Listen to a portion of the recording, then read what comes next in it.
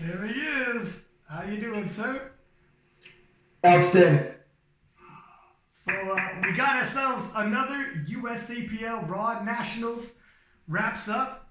Had some surprises. Had some people jockeying for position. And what was your thoughts? Some quick takeaways here for myself. Some of the battles lived up. Some of them transpired just like we thought they would, and then some of them, we had some takeaways. We had some reason to look towards the future for some battles. For instance, off the top of my head, and we could go division by division, but the Battle of the 74s left a lot to look at the future. The Battle of 74s looks like it's going to be tight. We had the Russell Orhii situation, some people calling depth was going to be an issue. Russell came on the podcast, said it absolutely is not. And then, as it plays out, it absolutely was. And then Russell hit me up immediately afterwards. He's like, hey, listen, when I came on the podcast, I told you I'm going to come on afterwards and we're going to address this again. And he's like, I'm not running. He's like, I'll come back. We'll discuss it. So Russell's going to come back. He's owning it. That's what a champ does. There's a lot to digest, a lot to unpack. So maybe we'll take it division by division. Okay. And I'm thinking maybe start with the men's side and then shift to the women's. What do you think? Sure. Okay. So right off the top, let me get this out the way, a little house cleaning. Quick shout out to our sponsors, FusionMuscle.com. Go to FusionMuscle.com for all your supplements. They got everything from creatine, multivitamins, pre-workouts. Use promo code KOTL25. Save 25% on your supplements, and they drop them off right at your house. Don't be crazy and get in your car and drive and waste time, right? Or pay full price. So, my man, let's start off with the smaller gentleman. The 59 kilos. And I'm just scrolling down. I have the results up here. And Charlie Yen, is that how you pronounce his last name? Do you know? Indeed. And I called this one. You did. Now here's the caveat. Okay, I had said that Cole Metz looked like he was on death's door in Sweden. I was shocked. We were both shocked that he signed up for 59 kilo again. Yeah. I swear to God, the guy looked like he looked like he was an extra off of The Walking Dead. The man was a zombie. And when deadlifts came, usually, like if you're Ricky Cho, for instance, a little preview here, a little foreshadowing, but you get bigger and bigger when you have a big weight cut, and Ricky Cho's a big 74. If it's a reasonable weight cut, you get bigger and bigger as the meet goes, and by the time deadlifts rolls around, hey fellas, guess what? I'm actually a division higher than everybody else. Watch what I'm about to do. But Cole had cut so much in Sweden, that couldn't even save him. It doesn't matter, you weighed in 2 hours before the start time, 2 hours later you're deadlifting. By the time deadlifts rolled around, he was so dehydrated still, the man was throwing up on the platform, and he came in, whatever he did, he wasn't having a good day. So I was shocked. And I remember I said, I'll pick him if he can make it, but I was saying Charlie looks good if Cole can't show up. Right. So I'm gonna claim this one as well. That's a long story short. I never actually laid eyes on Cole, but the word on the street from another trusted source is that he came within 0.9 kilos and then just shut it down. He couldn't make it. Yeah. So and just pretty much called it right there, and that was it. So yeah, and Charlie went out and executed like a champ, went 9 for 9, and it really wasn't even close. So let's talk about Charlie for a minute. This guy's 20 years old, 6'15", just for purposes of perspective. Sergey Fedoshenko, who is just dominating 59 kilo and running a dynasty, that's 30 kilo behind. Now, Fedoshenko has been on top forever. His rate of progression, his rate of adaptation to get stronger and stronger, we don't know if it's going to continue or if he's even going to start sliding back eventually. He started missing lifts in Sweden. He was missing lifts he wasn't really getting pushed or opposed and still was missing lifts in Sweden. Whereas Charlie, 20 years old, 20 kilo behind. Look, we're talking October. By the time next June rolls around, and he's 21. I thought you were going to hit me with a bicep flex right there. Matt's getting all wound up, but you got a little patriotic on me for a second there. But you got to think, and I don't want to put too much pressure. I don't want to get too ahead of ourselves. We got several preview shows before we do that one. But just looking ahead for a second there, my man Charlie Young might be the future. Yeah, fair enough. I mean, I'm not sure. I think he does his own training, but Joe Stanek was his game day coach, and and Joe's capable and put together a good plan and called great numbers, and I mean, you saw the outcome. I mean, It was like a runaway freight train, and it wasn't even close. And I know that Fedosienko has the world record total, obviously, which he did in Calhoun, Texas. So his at 669 and a half. But again, that was in Calhoun in 2016. And, what's to say that, Fedosienko hasn't reached his peak? I mean, I don't know. Maybe there's more in the tank for him as well. His total, as you said, in Sweden was way down from there. Mm-hmm. So look, it makes for good theater going into Belarus potentially. Potentially. I mean, who knows? But also, Charlie's 20, so eventually, there's an age gap. You could see, as long as he can maintain, and there's another shout to Cole Metz, as long as he can maintain that size, which is not easy for these gentlemen. You're 20 years old, you weigh that. A few years down the road, who knows where he's at. Now, he might end up being a 66 kilo, which is a nice little segue to our man, Rodrigo Manzo, who is now the Manzo in the 66 kilo class. A bit of an upset there. Now, I knew he was going to be good, but I didn't pick him. I thought Jonathan Garcia was going to be the man to take the 66s. And he came in close. I mean, he's a close silver. But we had a bit, I don't know if it was a straight up upset, but I think he only missed his last lift. Yeah, the last deadlift. And finished off with a 670. What were your thoughts there at the 66 kilo? Yeah, you know what? Forgive my faux pas, because I actually got that wrong when I said that Joe Stanek handled Charlie Yang. He handled Rodrigo's Manzo. I know he did that. Yeah. My apologies. I got that one wrong. So Joe handled Rodrigo, and I do think that Rodrigo does his own training. But yeah, to your point, man, that was he put together a nice package and had it wrapped up there by the second deadlift. I mean, he was 8 for 8. Jonathan was had only missed his third squat and was 7 for 8. So Jonathan was within striking distance and put what he needed, to push Rodrigo on that third. He put what he needed on the bar for that third pull, but Jonathan couldn't pull it together on that third one. So by that time, I think Rodrigo just went for broke. I mean, he took a big jump and went for the record on that third deadlift. But yeah, that was a tight battle. I mean, it was a 4.5 kilo separation there at results. So it's good to see. I mean, obviously without Charles Akpoko in the mix, we knew that it was going to be up for grabs, and we knew that it could come down to whoever put together their best day, and Rodrigo came through. And here's to that effect. You see Rodrigo 670, and you're thinking, well, in Sweden, that wouldn't get him a medal. It'd be off the podium. Well, every competition is different, and you got to look at it that way, because like you said, he took a massive jump just for the sake of, hey, look, I think I got this locked up. We got room to play. Let's rock and roll. If he decided we're not doing that, we're going to add to the total, he could have took a more conservative jump, threw another 10 kilo on there, and he absolutely would have been on the podium in Sweden. And a year from now, God knows where he's going to be at once again. To the effect of Joe Stanek, who listens to the preview shows, he was sure to shoot me that message and be like, hey, my man came in first, and just so you know, you picked him for third. Picked him for third. I was like, all right. I got some shade thrown at me. Okay, I deserve that one. Yeah, I mean, look, we're fair enough. I mean, we're not beyond criticism. We clearly don't get it right every time. Hey, we got the podium right. We just didn't get the medals right. Yeah. I'm going to eat some crow when we get to the 83s. I'm ready. Here's the thing. It is so hard. I hate when, if you listen to a podcast and the people are afraid to make a pick and they tiptoe around it. Make the pick. Put yourself out there. Not only do the viewers appreciate, I get it. We put ourselves in a situation where some lifters could be upset with your pick. Some lifters can't wait to rub it in your face. You got it wrong. But that's all part of the game.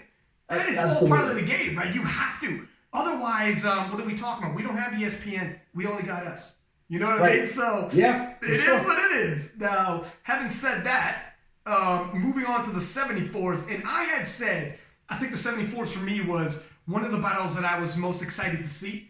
I think the future in terms of 74s is probably the hottest. It's going to be the hottest division in 2020. They have, not only do they have stars 1 through 10, but everybody is a personality.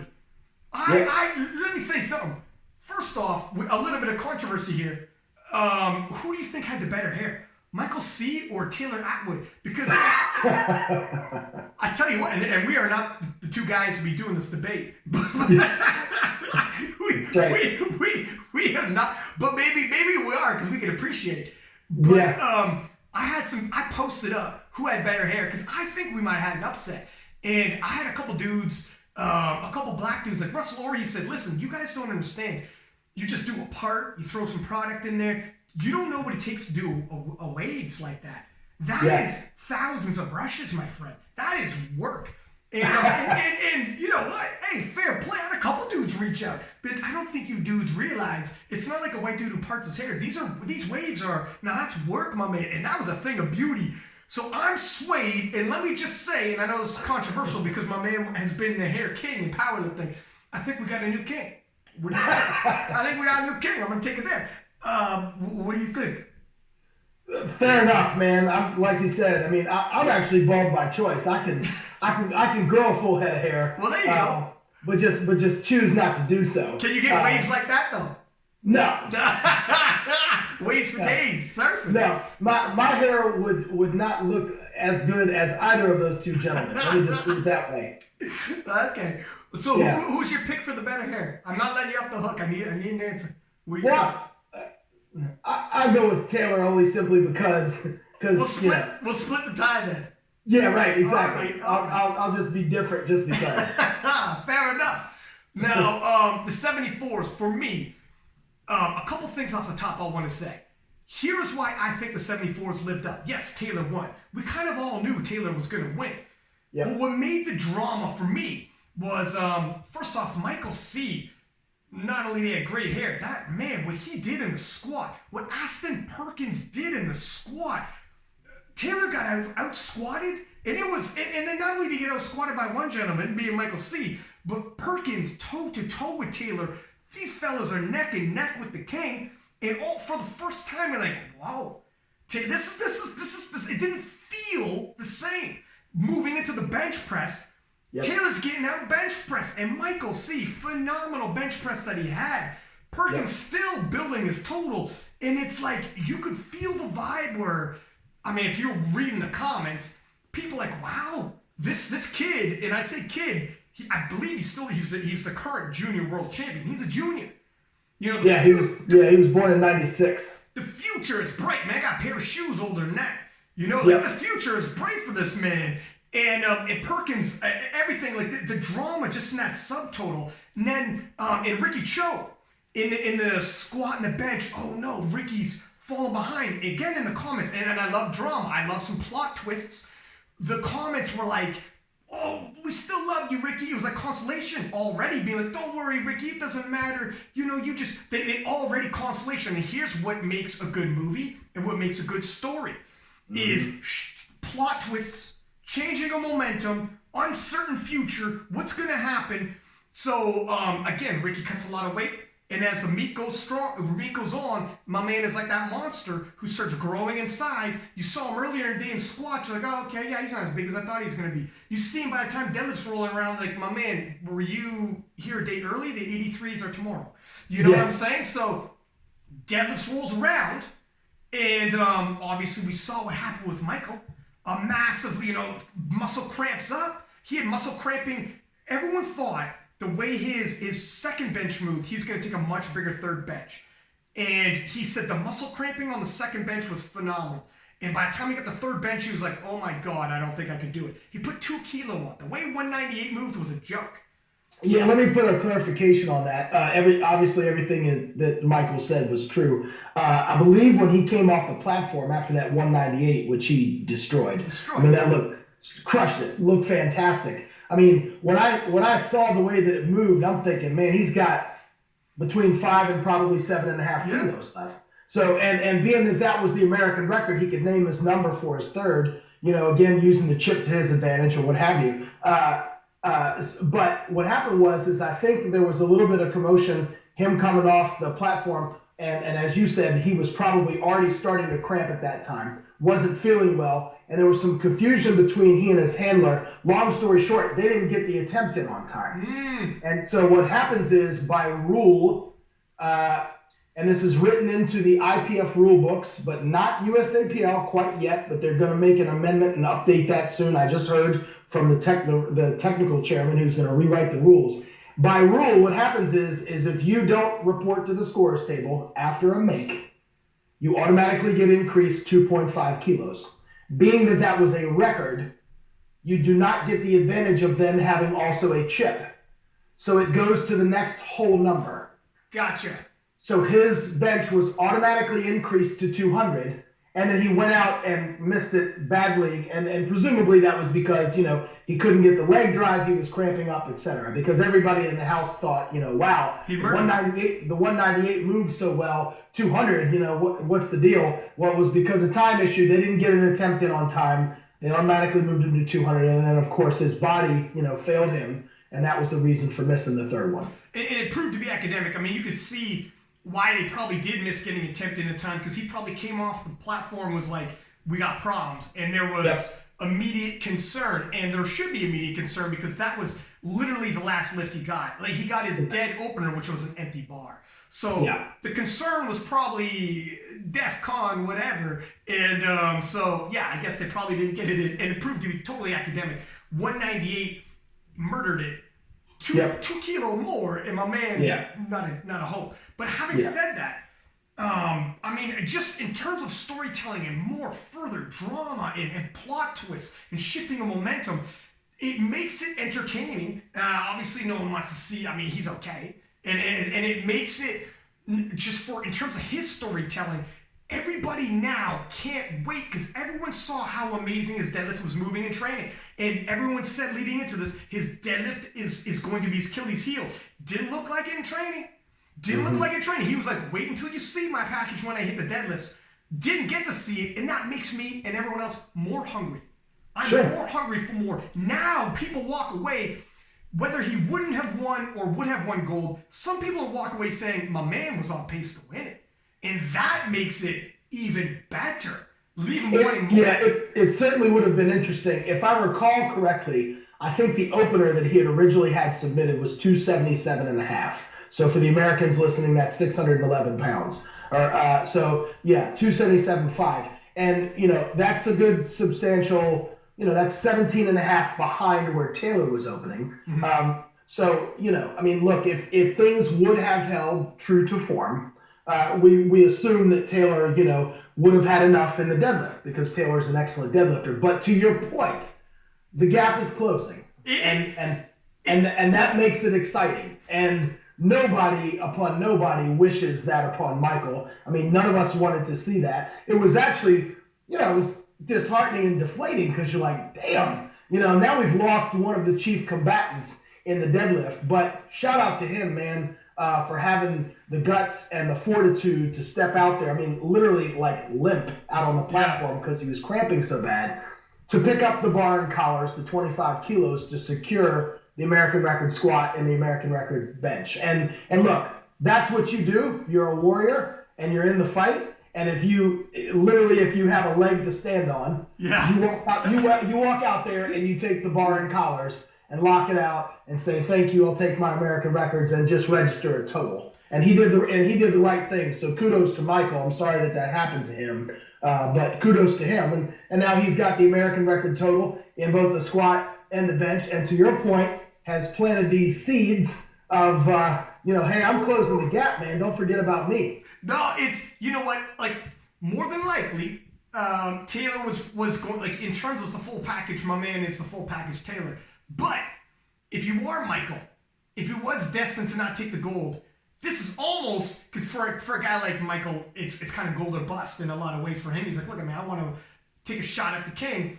Yeah. This leaves it question marks. You know, this leaves, it's that, in terms of a plot line, look at when next the U.S. Raw Nationals rolls around 2020, he's a year older, he's a year better, and we saw what he did in 2019. My friend, this is the perfect setup. I don't want to get ahead of myself, but this is, it's going to be bonkers. To that effect, to the other gentleman, now and I'll get to Perkins in a second, while he faltered at the deadlifts when the deadlift event came, all of a sudden, in the storytelling shifts. In Ricky, who was another gentleman on a preview show, one of the top 4 big guns in this division, who had shaky, he was decent squat, decent bench, but I think he was expecting more. All of a sudden comes to life, and the fellas in the comments who were like, "Don't worry, Ricky, we still love you," are now like, "Oh no, my man is making a Titanic, literally historic run all the way up to the last dead." 74 kilo lifter loading 700 pounds, 318 kilo. Just for perspective here, the first time in the U.S. we had ever seen a 74 kilo lifter deadlift into the 700s is my man Ricky Cho. Not only taking a world record, a national record, but being a first is always big. Everyone remembers the first. He is the first to do it. And it also puts him onto the podium, pulls himself into a bronze medal, throws it around his neck. And this is the changing of tides where some stories, it's heartbreaking this. But when one guy's heartbreak is another guy's door swings open for his triumph. And that's the beauty of sports where we all feel for Michael, even though he had a phenomenal show. He had a couple American records. Hey, I'm sure he's okay.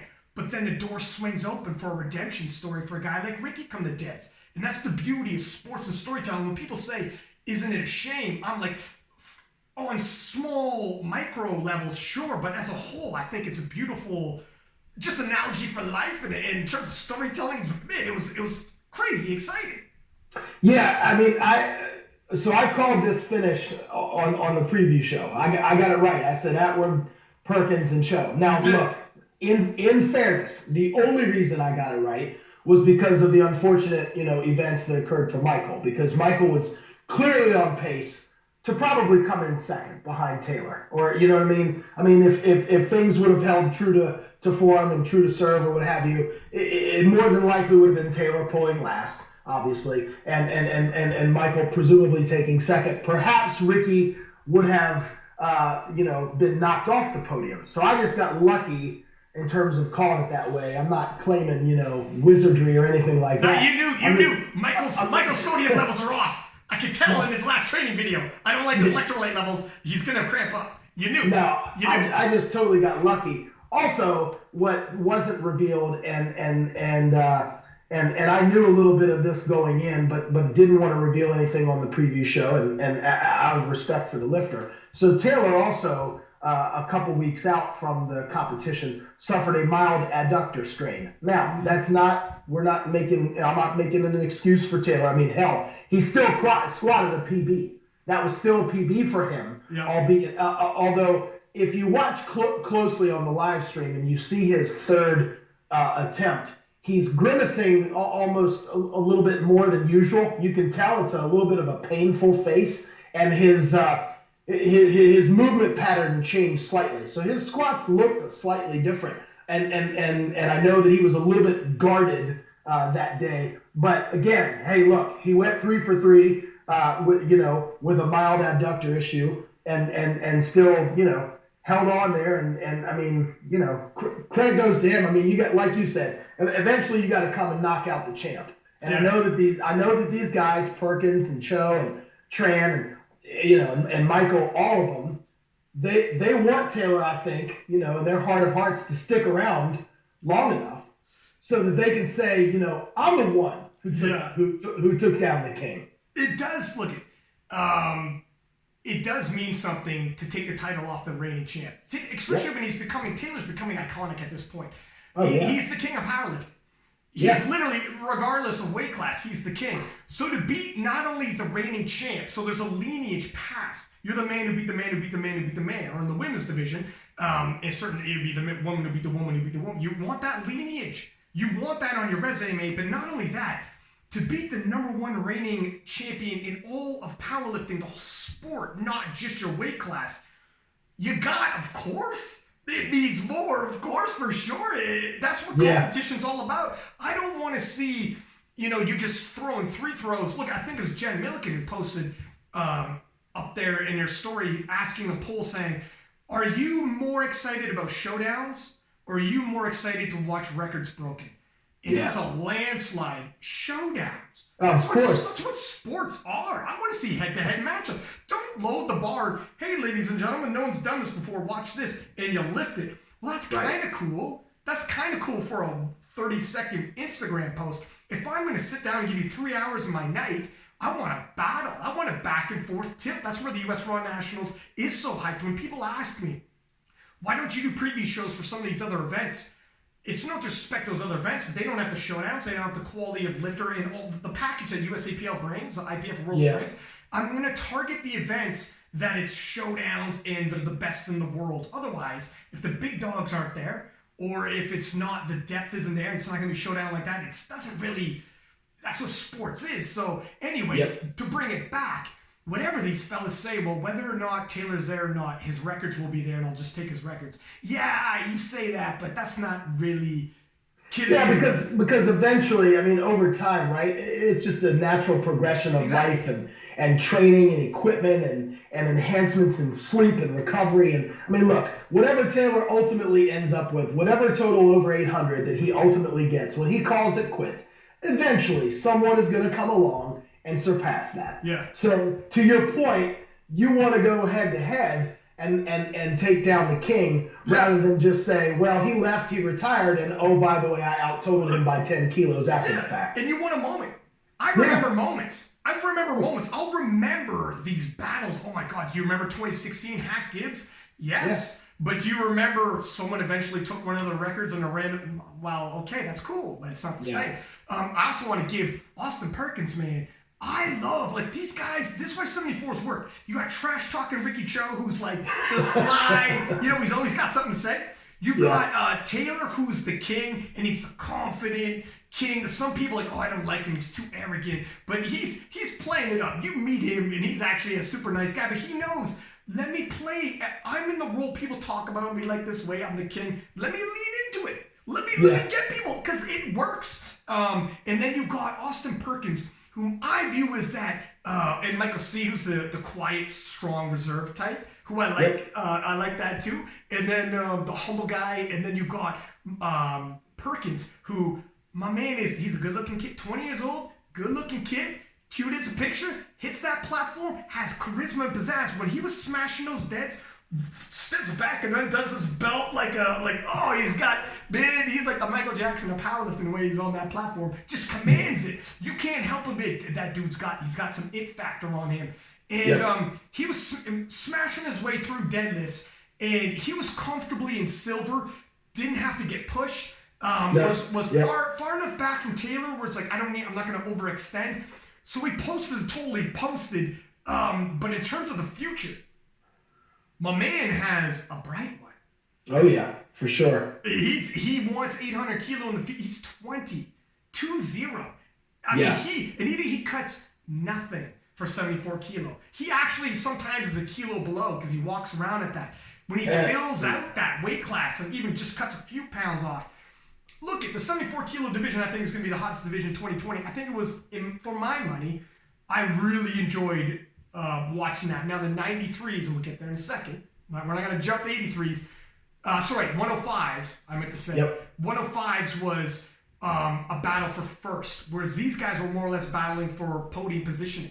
But still, nonetheless, I liked the amount of guys who were in the battle and the difference in personality and like their whole flavor. Like you had, what do you enjoy? What kind of athlete do you like? Because we got you covered. You know what I mean? Like I loved it. I just love that, the dynamic. There's something you can't put money, you can't always describe when people bring different dynamics and you have something to root for and you are firmly in that camp. And the storylines is beautiful. So, having said that, let's move ahead. 83 kilo boys. Now we had, okay. Well, I guess we can't, there's no if and buts about it. We got to start off at the top. The most glaring was Orhii. The discussion leading into it, people were saying they thought he was squatting high. That's the 74 Kilo Boy episode.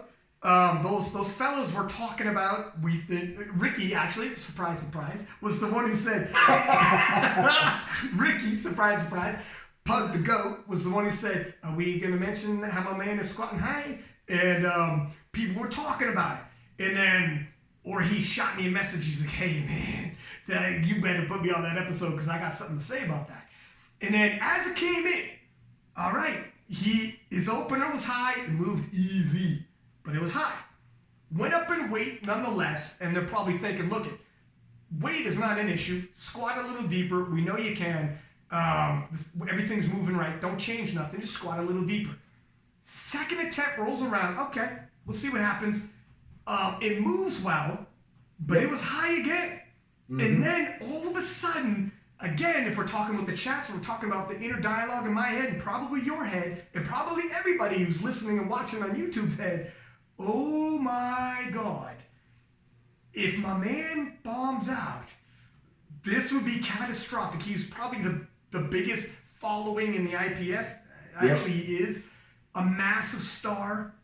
And this was a storyline leading into this, and this would be a storyline leading out. He would never hear the end of it.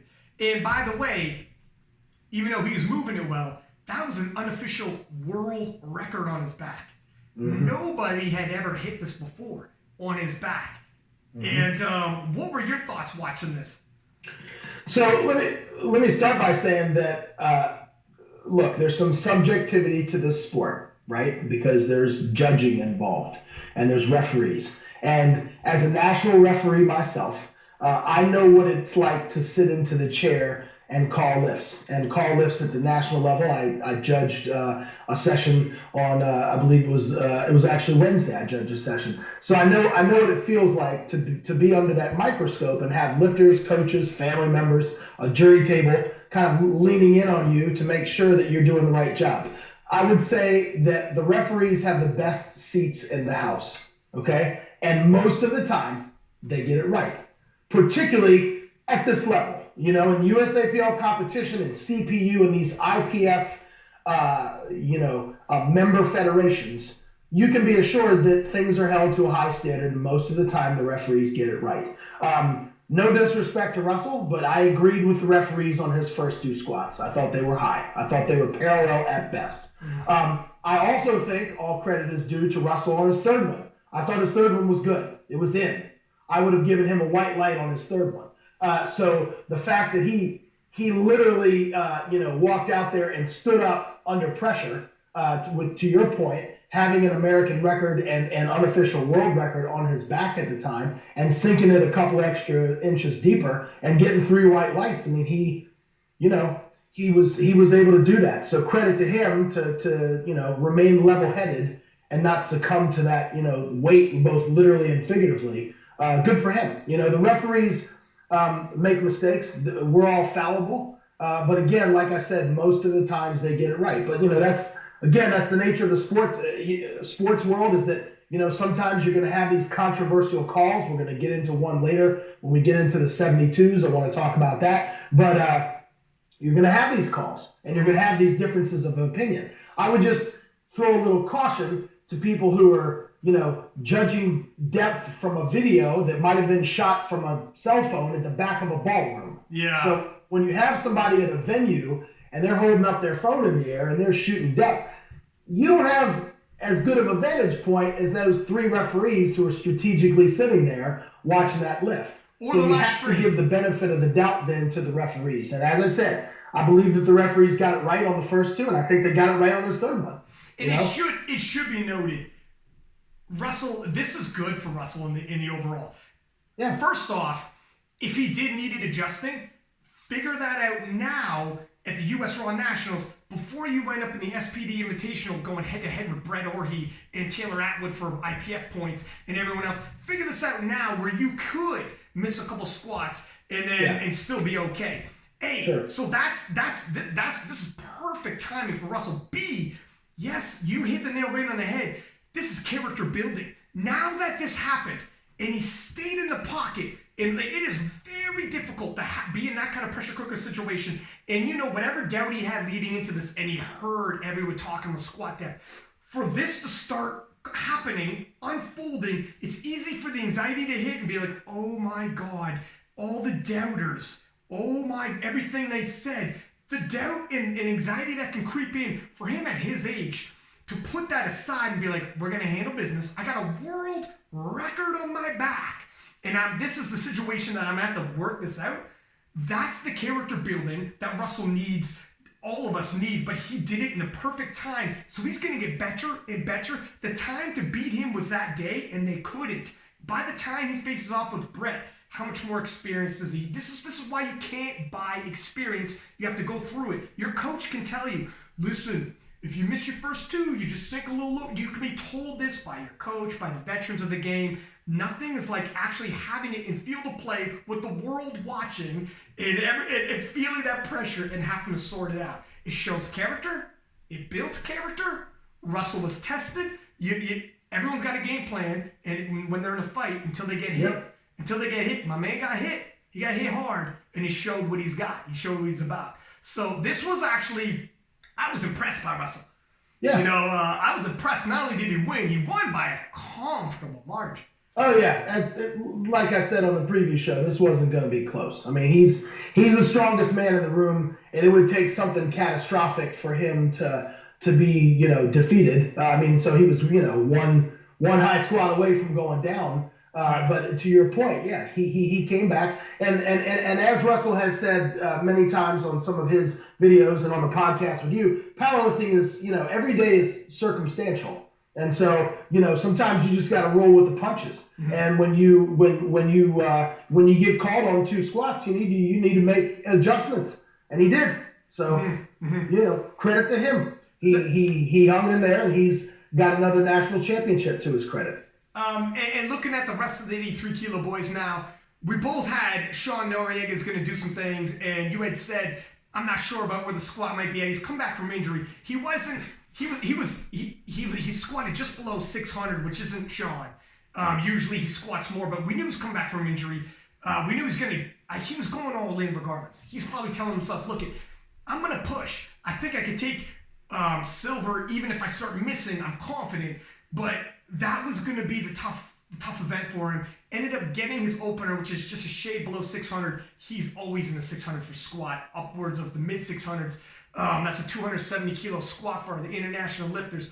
Misses second, misses third, and from there, Russell only got one squat as well, but for Sean, who had to cover ground, and Russell, who had to kind of just stay the course, it was really, if Sean was going to make a major push, he needed to have his squat where it was historically. Sure. So, as it were, Sean's total, which he has hit 800 kilo, which is a very exclusive club in the IPF. I think we only got Brett, Russell, and Hack who have ever done it officially.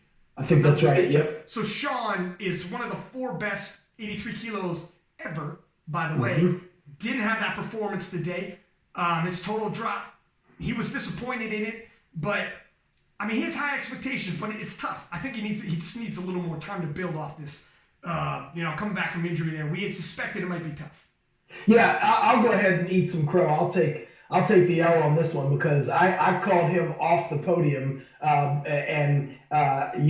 think I overestimated his knee injury. Clearly it was an issue, right? Or he would have squatted more and would have been closer to what we expect from Sean in the squat. That being said, I really thought that he wasn't even going to be a factor. I thought that the knee was so bad that he was going to be, lucky to even squat.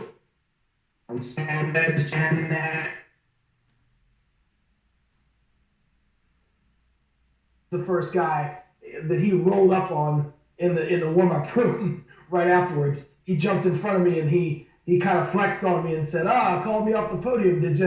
No, really, it always happens. There's always... Yeah, and I shook his hand and I said, man, congratulations, I got to hand it to you. I said, and I'm going to eat some crow, and I will admit that on the podcast. So, yeah, so good for him to, do enough to come in second, because, and look, presumably a healthy Sean can push Russell more.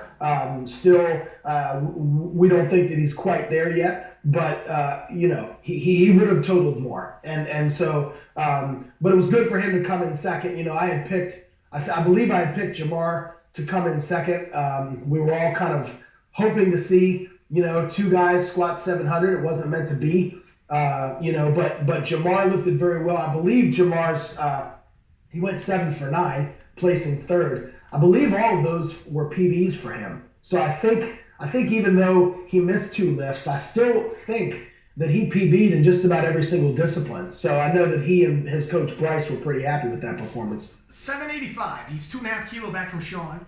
Yep. And yeah, I mean, it was a storyline going in where I thought we'd see potentially 2 87 kilo lifters breaking into the 700 squat, which is 718 for anybody listening.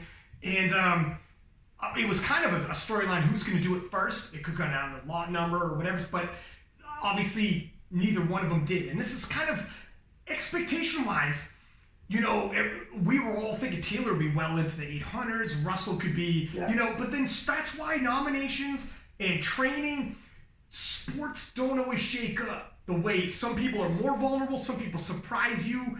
So that's the beauty of sports, right? And we haven't seen the 700-pound, 318 kilo squat yet in the 83s. Mm-hmm. Potentially could happen in the SPT Invitational.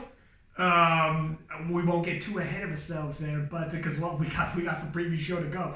We will mention at the bottom of this who on the men's side has been nominated. The females will be the roster for the SPD Invitational will be introduced tomorrow, and I'm not sure when this podcast is going to drop, but as of right now, we don't know who that is. We will tell you who the men's are and have quick thoughts on that.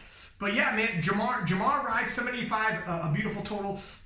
My man, Muscle Man Marcus, didn't have the greatest of days. His total, I believe, actually dropped a little bit. I think he got 5 lifts. Very tough to get PR total when you only hit 5 lifts. I'm not sure what the whole story was there, but he definitely didn't have the day he wanted, but still came in 4th in an uber competitive division. And, so we'll see. Hopefully he can put together. I know he wants that super meet where he goes at least 8 for 9, 9 for 9, and can meet the expectations he sets on himself. So I had to pick for bronze. But... Yeah, I agree with Marcus. Yeah, he only made 5 lifts, and I think as he kind of alluded to in the podcast with you, he cuts a lot of weight, man. He's huge, man. He's humongous. And so I think, we'd be remiss if we didn't mention that as a significant factor. I think, it begs the question, how would his performance be if he didn't cut so much, or perhaps, just took the amount of weight that he cuts and maybe cut it into 2/3 or cut it into half. Look, if you start your weight loss just a little bit sooner in the cycle. I mean, I get it. Everybody kind of wants to train at a heavier body weight. It enhances recovery. It protects and fortifies your joints and that sort of thing. But it does hamper and creates decrements in performance on game day. And so, look, I mean, if and when Marcus does put together, a 9 lift, package, he'll be something to deal with. Man, the dude is absolutely, he's like one of those, he's a physical specimen. He is obsessive. It is wild, and he is not short. I mean, 5'8" for 83 kilo makes you a freaking giant. I mean, when you look at some of these other cats. But moving into the 93s, Jonathan Cayco, what can you say? After the World Championships, I think it was 852.5 kilo won the 93 World Championships, and Jonathan Cayco did a local meet, besting that, an unofficial world record in terms of the total he put up, which would have bested Ashton's best 93 kilo. And then as people were saying, well, look, he did this at a local meet, and some people, you had whispers saying he might not be able to pull that off in a big competition like US Raw Nationals when the pressure is on. Let's see if he could do that. Not necessarily saying he won't, but we haven't seen him do it. Potential is different than executing, and we just told you about 74s and 83s, how the potential for certain totals were there, and it didn't happen. So some people just saying what's on paper doesn't always transpire. Well, my man not only lived up, surpassed, and left a lot of people wondering what's next. Jonathan Cayco has arrived. Looking at this, he went 9 for 9 with an 868.5 American record, unofficial world record, 9 for 9, 93 kilo kingpin, Jonathan Cayco. And it's starting to get to the point where if Ashton stays 105, I don't know if there's anybody in the world who's going to beat him at this point.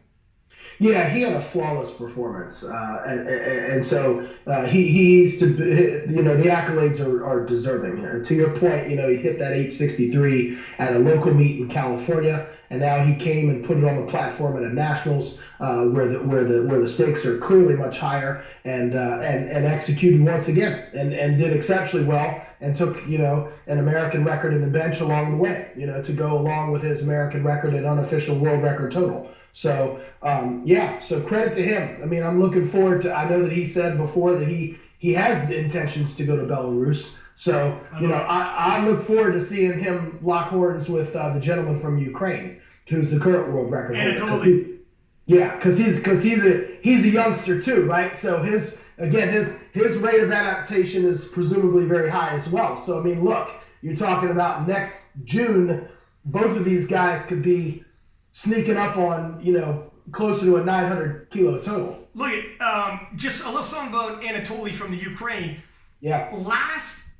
So the European Championships, and we'll do a preview show for that, is creeping up on us, and he's going to be there. And they had the best of Europe, obviously, and you cannot sleep on this because it is also a preview for the World Championships. Last year, he hit 850. That's a year old. So at Worlds, he didn't just increase in strength by 2.5 kilo when he hit 850, 2.5. He did what he needed to win, like all good lifters do. How much he had? Is he in the 860s? Probably. So when they face off, it's not that Jonathan is way ahead of him. My friend, these guys are, a year ago was 850. So now, yes, I would be shocked if he was in the 860s. Jonathan Cayco versus Anatoly from the Ukraine is going to be a mega showdown. And you would be foolish to look past Anatoly. Sometimes, not for nothing, you hear some people say, well, when you win the American Championship, you pretty much, it's harder even than it will be at the World Championship. And sometimes when I hear that, I'm like, I think some of you guys, look, I've slept on some of the Europeans as well. I'm not sleeping on these cats no more. We're doing preview shows on the European Championships, not just for myself, but for everybody who listens and watches, because I think you got to be crazy if you're looking past Anatoly or any of these other guys like Gustav Hedlund and these other cats who are in the 93s. They are that good, and they're young. The rate of adaptation, you have no idea what they're capable of. So be obviously prepared for the European preview show, but I'm excited. And if I could also say, our boy David Ricks, who after the squad event, nobody was, I was like, oh my God, 60 years old, 60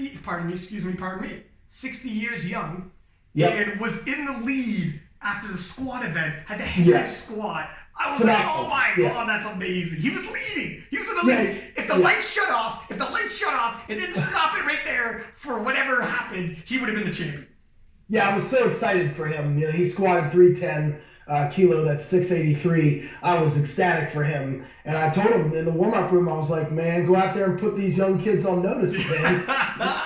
He's a fan favorite in the class act. So I was excited to see him lift so well and get some squats in, because that's he's a natural born squatter and had the open world record up until the gentleman from Kazakhstan took it just recently.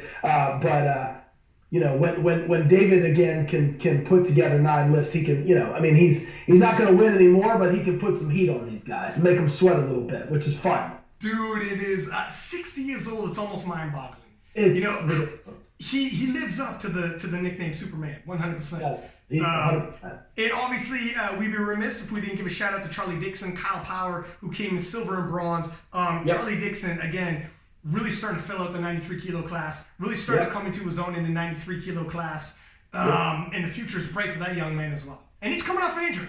I mean, it was dicey leading into this. He was coming off an injury, so the future's bright for him. Yeah, Charlie lifted really well. He's got a great coach, a good friend of mine, Brad Couillard, coaches Charlie, and has got him focused and centered in the right direction. And I said, if Cayco messes up, look for Dixon to take it. But I did pick Dixon as 2, and that's that's how it unfolded. It's and like you said, Kyle Power executed well. LS lost to Kyle on body weight, so was off the podium based on body weight, and LS had a really good meet too, and we'd be remiss if we didn't mention the fact that he basically pushed all his chips to the center of the table with that final deadlift because he was trying to beat Charlie Dixon. So had LS made that 340 kilo attempt, which he took for a hell of a ride, it got to about his knees before he stalled out. Had he got that, he would have leapfrogged Kyle and Charlie and come in second and pushed Charlie to third. So that was pretty exciting. LS also took a shot at beating Cayco's American record. You know, he went 231.5, and it just proved to be a bit too much. But yeah, that was a very fun class to watch. And let's also point out LS McLean himself is 15 years older than Kyle Power. For sure. 17 years older than Charlie Dixon. LS is a two-time world champion who is also a master lifter battling these young lions. So that's the beauty about powerlifting. All shapes and sizes and whatever, all over the world. You know, you come out of Ukraine, you come out of wherever, Asia, South America. But it's part of what makes it a beautiful sport. Want to move into the 105s? Yes, sir. You ready? Okay. So the 105s, I'm going to eat a little bit of crow. I was not only betting against Bryce, although, if I'm honest, if I remember correctly, we both knew this was not, it wasn't like I'm like, oh, Bryce is going to get killed. We all knew it was going to be tight. We all knew it was going to be good. But I wasn't just betting against Bryce, I was also betting against yourself, which is always a very dangerous proposition when you're handling somebody. It's a huge thing to have an expert strategist picking your attempts. A guy like Bryce, and he's Mr. Consistency for a reason. He missed a couple lifts here and there, but he nailed his third attempt bench press, he missed his third bench press and missed his third deadlift, but still ended up 902.5, ended up tilting into the 900 kilo total and solidifying that 105 championship in a battle. I mean, Michael Davis ended up taking second. Ashton came out strong for the squat, and then, started missing some lifts here. When we came down to the last deadlift, he did a huge 22.5 kilo jump and really pushed all his chips to the center of the table, like you had said. And when it's all or nothing, that's when the door swings open for a guy like a Michael Davis, who's like, look, I'm going to piece together a 9 for 9 day, which he did, and ended up stealing that silver medal. So you have a choice sometimes. Do you defend your silver, or do you swing for the gold? Yeah. High risk, high reward. A guy like Ashton is almost always going to say, we're going out on our shield, my friends. How did you see the battle unfolding, and where do you think Ashton started falling behind and the deal really got sealed for the Bryce Lewis victory? Well, so as you know, my wife and I coached Bryce, and so we were there every step of the way, and this was extremely exciting for us. And I think, you know, we had put together a game plan, assuming that, look, Ashton is going to out squat Bryce and have a good shot at an American record. And so he did. He took Garrett Blevins' American record, which was formerly 331.5, and Ashton squatted 332. And I say this as respectfully as I possibly can. Based on the training that Ashton had put out there, I assumed two things. I assumed Ashton would come in heavier. I mean, his body weight was 94.99. That's insane. And at a couple of the meets that Ashton had done prior to that, I believe he weighed around 97, 98 kilos. So I was assuming, of course, not that he would, you know, we all assumed and knew that he would be the lightest man in the class of those lifting in contention. But I did not assume that he would be that light, number one. And I did assume, based on his training that he had put out there, that he would actually squat a little bit more. But I think, to his credit, and again, this is complimentary, this is not derogatory, I think the reason that he didn't squat as much as he put out there in training was because he came in at 94.99. And I don't know the circumstances or reasons surrounding why he was as light as he was. But again, still to his credit, he had an American record squat. So he had, you know, a 9.5 kilo lead on Bryce, our lifter, after squats. And we knew that we were going to push back in the bench. We knew that we were going to outbench Ashton. And again, based on Ashton's training, I had assumed that Ashton would bench more in the 210, possibly a 212 range. But I think, you know, they played it smart and took what was there. They didn't want to miss. They wanted to be in position, you know, basically 8 for 8, and then put on the bar what they needed at the end. Handling Bryce, I'm willing to admit when I make a mistake, and I believe that I made a mistake on his third bench attempt. Bryce crushed his second one, and it looked great. And it looked exactly like Bryce Lewis's second attempts normally look. It was crisp, it was sharp, it was under control, and I thought immediately the second that I saw it, my initial gut feeling was 10 kilos, because I was like, man, that was fast, that looked great. Hindsight being 20/20, I should have called for 7.5. 10 would have, I think, really pretty much shut the door. I mean, I think that at that point, if we'd had the extra 10, then at that point, I'm not saying that Ashton would have been, playing just to hold on to second, but I think that could have done it. I think if we'd had that 10 back, that could have encouraged Ashton to just hang on to second. But Ashton's a hell of a competitor, and you never know. So anyhow, it didn't work out that way. Bryce missed it, and so that kept the door open and so forth heading into the deadlifts. Our third pull for Bryce was very strategic. So our first two attempts went exactly to plan, 340, 360. And then when he came off the platform, I asked Bryce what he thought he had, and he thought 12.5 at the most. And I said, I concur. But I said, go have a seat. We're going to play the game. And we put in 10, and we did that on purpose because it was a high probability make for us. Mm-hmm. And so I thought, beyond a shadow of a doubt, Bryce has 10 kilos left, and that's going to really force Ashton's hand. Furthermore, we had lot number advantage, and I knew that if we missed, the number that Ashton would need was actually 367.5, and you can't come down and go below. So I knew, so that was on purpose, I knew that even if we missed, it was going to force Ashton to take more than he actually needed. So he put the right number on the bar, which was 372.5, but had he made that, he would have won by more kilos than he needed. So that nicely played. So, and this is what I'm talking about. When you have a coach who understands this and knows how to strategize. Yeah. So again, having lot number advantage and so on, we did that on purpose because it was a high probability make. Now look, Bryce went out, he hit the lift, and I don't know if you watched the live stream, the replays. As he was he had it locked out. Hit the bar popped out of his hands and ripped off a big chunk out of his hand and his callus. And so that's actually what happened. I mean, the strength was there. He was locking the weight out. He actually got his hips through, and right when he locked it, the bar popped out of his hands, and he missed it, which opened the door for Ashton. And based on how Ashton's second attempt looked, that 350, I knew that was a big ask, him jumping essentially 22.5 kilos, 50 pounds. But I thought, man, this kid's got a chance, because his 350 was he vaporized that 350. I mean, that was really, really fast. And at that point, again, he's like, I don't care if look, if he misses it, he lost by 0.5 kilo to Mikey Davis. So well played by Joey Flex there, putting Mikey in the position to be ahead by 0.5 kilo, assuming that Ashton would miss. And, look, Joey played his cards right, and Mikey kind of sneaks in, has that perfect 9-for-9 day, well scripted, well played, and took second. But at that point, of course Ashton's going to go for the win. I mean, why not? There's a national title on the line. So he went for the win and missed it. But we all congratulated and hugged in the back room there, and I mean it was well played and it was hard fought, and all credit is due to Bryce. He executed when it mattered most, and it was a really fun show. And so it was. And also, so go ahead.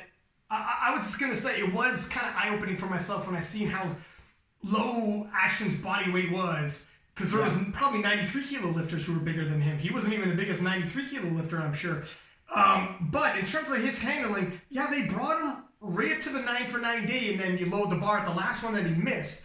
Right. It's because you guys forced his hand. You played the game, forced his hand, where he's like, well, I guess this is what I got to load for the win. And he was going out on his shield, so whatever the reason why he picked that squat or he picked that bench, if it was slightly less than some people anticipated, there's always reasons, and this is sports, man. It's not with what you wanted, it's what you have on that day. Yeah. And him and his coach knew, and they didn't miss. They lined themselves up 8 for 8.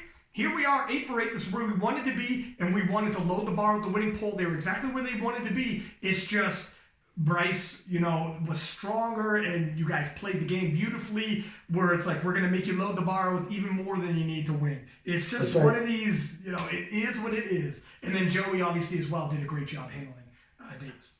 Yeah, and other fun parts. So I had mentioned Joseph Amendola, and I told you that he was going to bench big, and of course he did.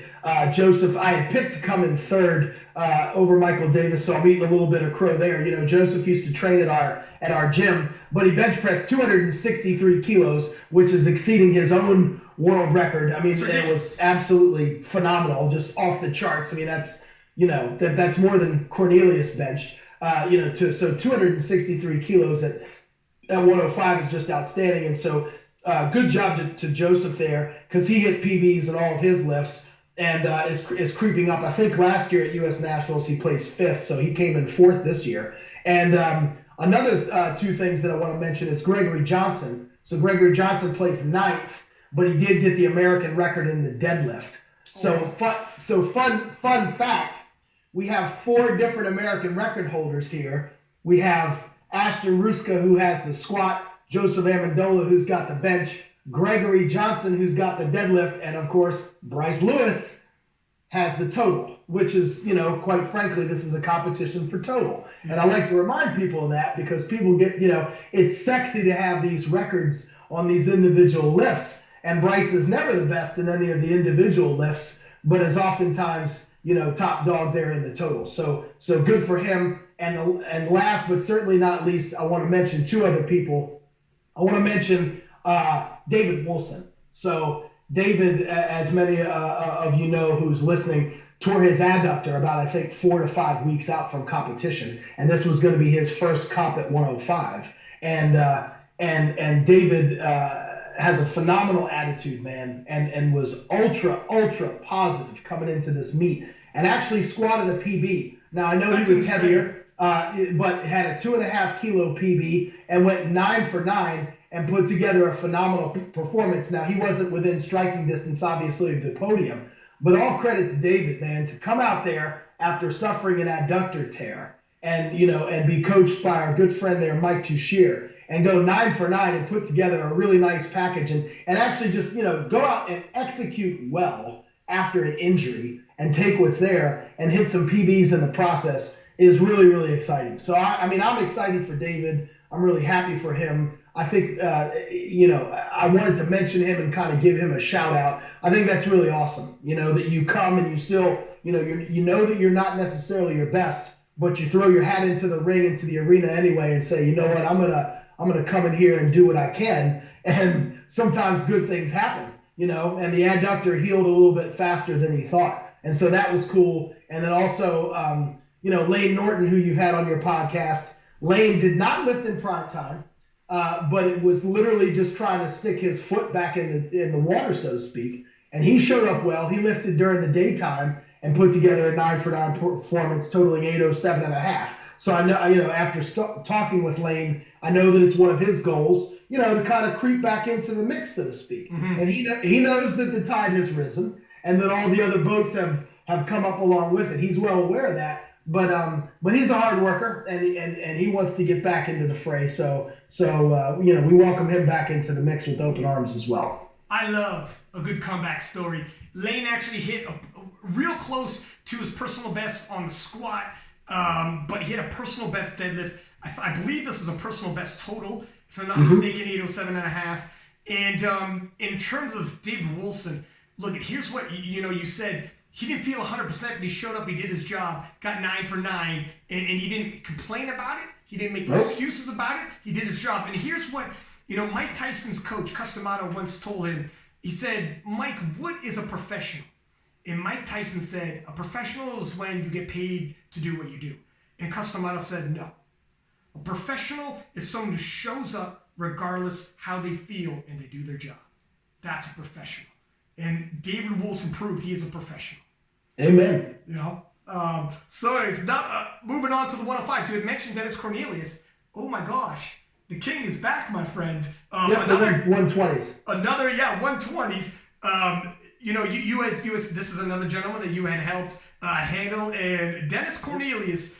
I mean, he had missed a couple lifts here and there, but then again, he also wasn't uber pressed, with all due respect to the other gentleman. We're talking about 30 kilos spread.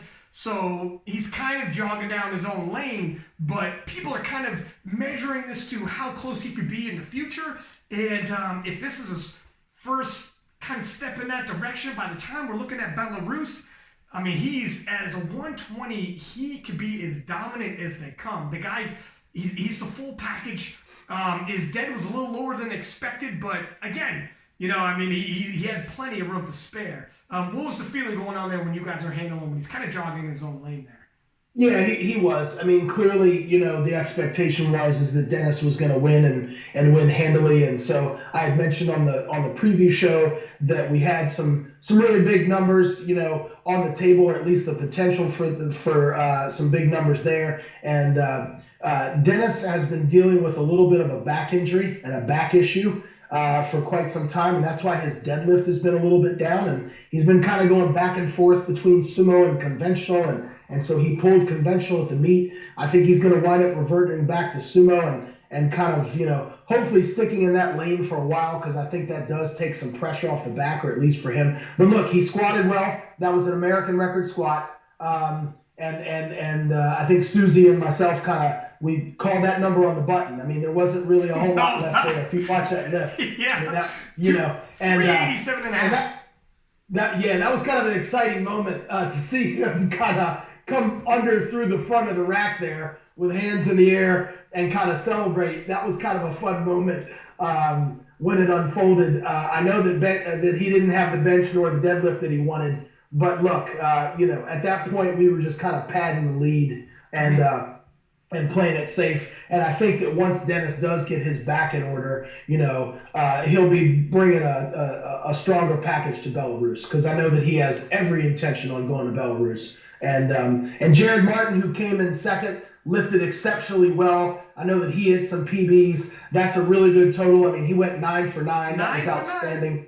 Yeah, he had a great meet. And then, so, I mean, I think that one kind of held true to form and kind of went the way that we thought it would. Let me tell the Nathan Alexander story. And yeah, Jared Martin, silver medal, 9 for 9 performance, had a phenomenal day. Now, the Nathan Alexander story, for anyone who hasn't heard it, let me reveal, okay? This fella literally broke his neck in a squat while training earlier this year. And I'll post this. It's not for the faint of heart, though. You can watch this guy break his neck while squatting. I mean, it's a frightening. And from the slow crawl back leading into the Nationals, I remember people like, have you heard what happened to Nathan? And I mean, the expectations coming in here, who knows what was going to happen? He's like, I just want to have my best day I could possibly have. I don't know how this is going to shake up. I don't know what's going to happen when I get there. So it was a slow crawl back. And coming to the squats, Nathan Alexander hit his opener, missed a second, misses a third. Coming into the bench, hit his opener, misses second, misses third. Coming into the deadlifts. Now think about this for a second here. Broke his neck, and this is either going to be that great comeback story we're all talking about, or this is going to be, wow, that was really sad to see. Showed up a shell of a man that he was, finished off the podium, finished God knows where he's going to end up. I mean, it could have either been 0 to hero with coming into the deadlifts, and he's known as a deadlift lifter.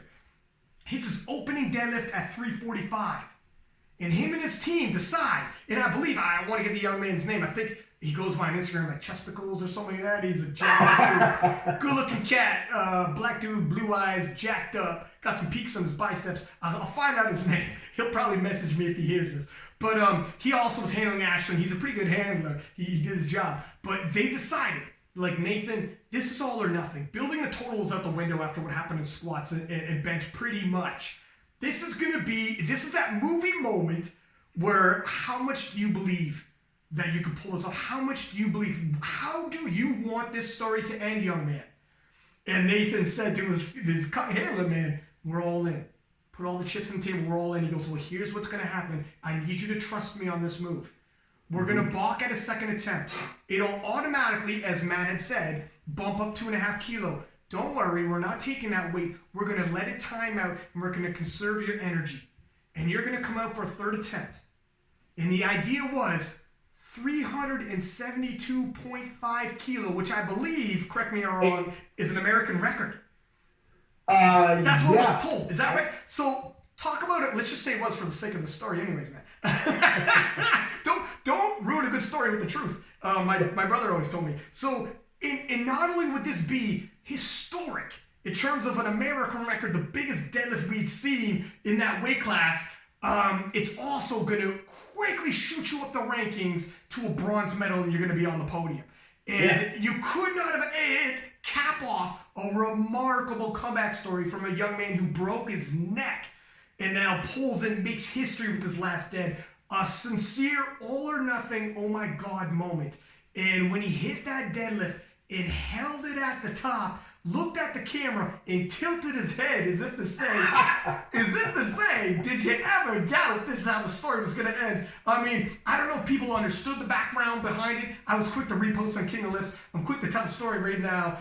That's the type of stuff that inspires everybody around there, because everybody, if you're in the game long enough, is going to get injured. Everybody's going to have that doubt. Everyone's going to have that moment with your coach. This is the stuff that legends are made of. That moment where, like, not only is it gut check time with your coach, but then and he has to be brave, Nathan, but his coach has to be brave, being like, do you trust me on this one? Do you trust me on this idea? I need you at 100, you're missing lifts, you're overextending, and if you grind out a second, you're not going to have the third we need. Yeah, I need you to trust me on this one. And Nathan said, do it, coach. I love that. I love it when the coach is like, willing and understands, and is like, we can all wake up tomorrow and be like, oh damn, this did not work out the way we wanted. Or we could wake up tomorrow and everybody's talking about us. And you gotta believe sometimes. Isn't it a beautiful thing of sports? You gotta believe. I loved it. That's a great way. I want to have Nathan on the show. For sure. Exciting moments. Yep. So all right. So there's 120s. Let's cap it off. The 120 pluses. We had, obviously we had both picked Ray Williams to win. You had said in the preview show, you didn't say too much. You don't want to reveal all your cards in terms of, I know you know more information for those listening. Matt coaches Ray and is in contact, not just on game day, but like throughout the year and knows what's going on. But we knew Ray was getting married, having a kid, and the whole nine. It's a major life thing since Sweden. And so the game plan was, and I'll let you tell it, but the game plan was, you were kind of saying, we just want to win. We just want a W, punch our ticket, go to Worlds. We already got the SPD Invitational more than likely. Everyone was assuming, and we'll talk about that in a second. But punch the ticket, go to Worlds, and get back to speed at Worlds, so get that win. So there we go. I'll let you tell it, because you were obviously handling the man.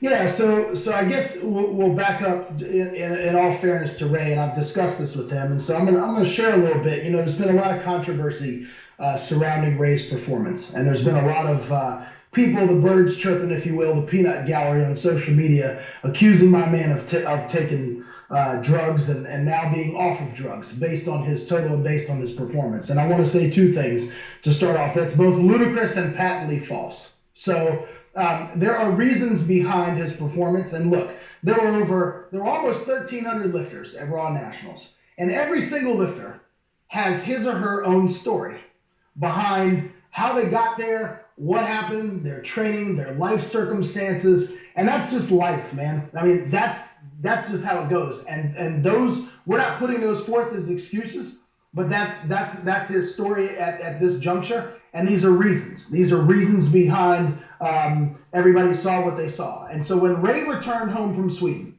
as everybody knows, and it's well talked about now, and he admitted, he got some sort of food poisoning and intestinal bug. And I've had that happen to me twice. And I don't know if you've ever had food poisoning to that degree. And I've been through some pretty catastrophic stuff in my time. You literally feel like you want to die because your insides feel like they are coming out on your outsides. And it is absolutely horrible. And so that continued once he got back home to Mississippi. And so Ray suffered significant weight loss. And when I say significant, I'm talking about 13% body weight. Oh, wow.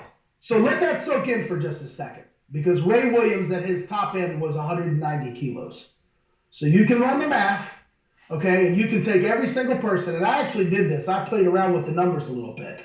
And what I did was I took every other weight class, and I subtracted 13% off of every other weight class. And let me tell you what it does. Not only does it drop you to the weight class below your normal class, but you make weight comfortably with room to spare. So if you're a 105 and you subtract, and I'm going to do the math right now just for the sake of conversation to add credence to the story here. If we subtract 13% from a 105 kilo lifter, that 105 is now weighing in at a body weight of 91 kilos. Oh, woo. Okay, so we're talking about a large man losing approximately 13% body weight because that intestinal issue that he had going on continued after he got home. Okay, so a 13% drop in body weight. Now, we all know that Ray got married shortly after he got home. He went on a 1-week vacation, during prep, and we knew that was coming. But that's reality. And hey, man, life and personal stuff, and your lovely bride and your family is bigger than powerlifting. And your marriage, by the way, the honeymoon afterwards, leading up to, isn't like your normal life when you're about to get married. Planning a wedding, whatever, it's not just that. But talking about major life stress. In addition, for those of you who don't know, Ray is a football coach. Where is he a football coach? In Mississippi. Mississippi happens to be one of the hottest places in the United States of America, and it's no place fit for a man of his size walking around outside during 2-a-day practices, sweating his you-know-what off, and it's already very, very difficult for him to keep body weight on. So you've got this intestinal issue, which dropped him about 13% in body weight, coupled with the fact that he's outside all day, every day, during the summer heat, during practices. He gets married, he goes on a vacation. He's also working on his PhD, which is going to be completed in December. And by the way, they're expecting a kid in December as well. Yeah. So when you throw in those 6 reasons and you put them in a pot and you shake it up all together, hey man, the reality is your total is going to be down a little bit. I didn't know he was going for his PhD. Yeah, I believe it's in educational leadership, and so that's going to wrap up here in December. So to say that my man has a lot going on outside of powerlifting is an understatement. Yeah. So for all those people who are throwing these accusatory remarks, look, you accused him when he was on top of the world, and now you're accusing him at the bottom. That's fine. Well, I'll shoulder that. I'll deflect some of that with some of these truisms, because this is the reality of his situation. Mm-hmm. Now, and those aren't excuses. That's our story, and the other 1,200 and some odd lifters have their story. Mm-hmm. And so, David Wilson had his story. Every single person. And look, when you train for a competition like this, it's rare that everybody comes in and doesn't have some aches and pains or bumps and bruises. I mean, when was the last time that you came into a competition, and with both barrels loaded and all cylinders firing, so to speak, thinking to yourself, man, I feel as healthy as I've ever been. I mean, it's rare, right? Mm-hmm. Most people have got some bumps and bruises. So anyhow, that's Ray's story. Now, that being said, we knew that the objective was to become a national champion, and we installed a game plan, or at least I did, obviously along with Ray, to basically lift as little as possible to make that happen, because we didn't have the world's greatest, training prep leading into this meet because of his life circumstances. Now, we knew that we were going to get a push from Trevor Thomas out of Georgia, and this kid who came in second, man, I just want to give you a shout out, man. Thank you for your performance, and thank you for pushing us, and thank you. You made us work a little bit, if you will, and it's good. Trevor has put on significant body weight at all of his last competitions, so I knew that his total was going to grow. I knew that he was going to come in and hit a PB total. So Ray and I sat down and we mapped out a game plan, to try to play to Ray's strengths, clearly, which are his squat and his deadlift. And Ray missed his third squat, and there's no excuse there. He lost his balance. He got a little bit forward on his toes. If you saw the 400 kilos, he nailed it. That was his second attempt. He crushed it. The plan all along was to go to 420. I don't think that was a bad number. I just think that, Ray said that he didn't get his back locked in entirely when he got underneath the bar. And look, man, when you lose 13% of body weight and you spend the entire training cycle trying to regain body weight and build your physique back up, you're going to fit a little bit differently under the bar. We're talking about a man who squatted 490 kilos and whose lifts are largely leverage dependent as a super heavyweight, right? So you're not going to fit under that bar the same. And to what Ray told me, he didn't get his back locked in, and that was his fault. That was an execution error. And he tipped forward, he got forward on his toes, lost his balance, and missed the squat. In terms of Ray's bench, his bench has been down because he's been dealing with some elbow issues. And so we knew all along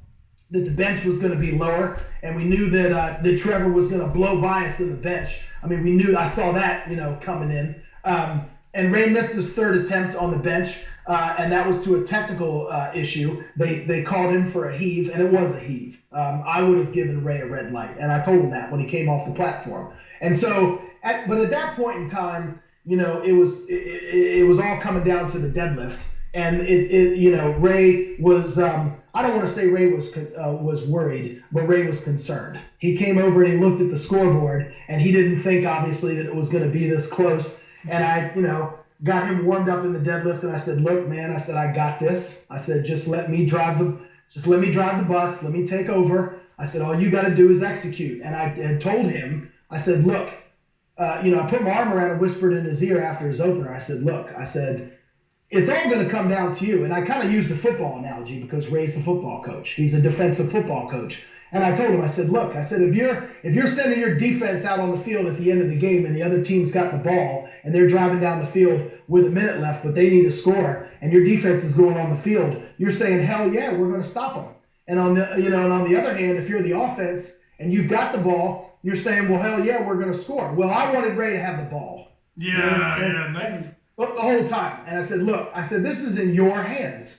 I said, "You are the world's greatest super heavyweight deadlifter. You have the world record in the deadlift.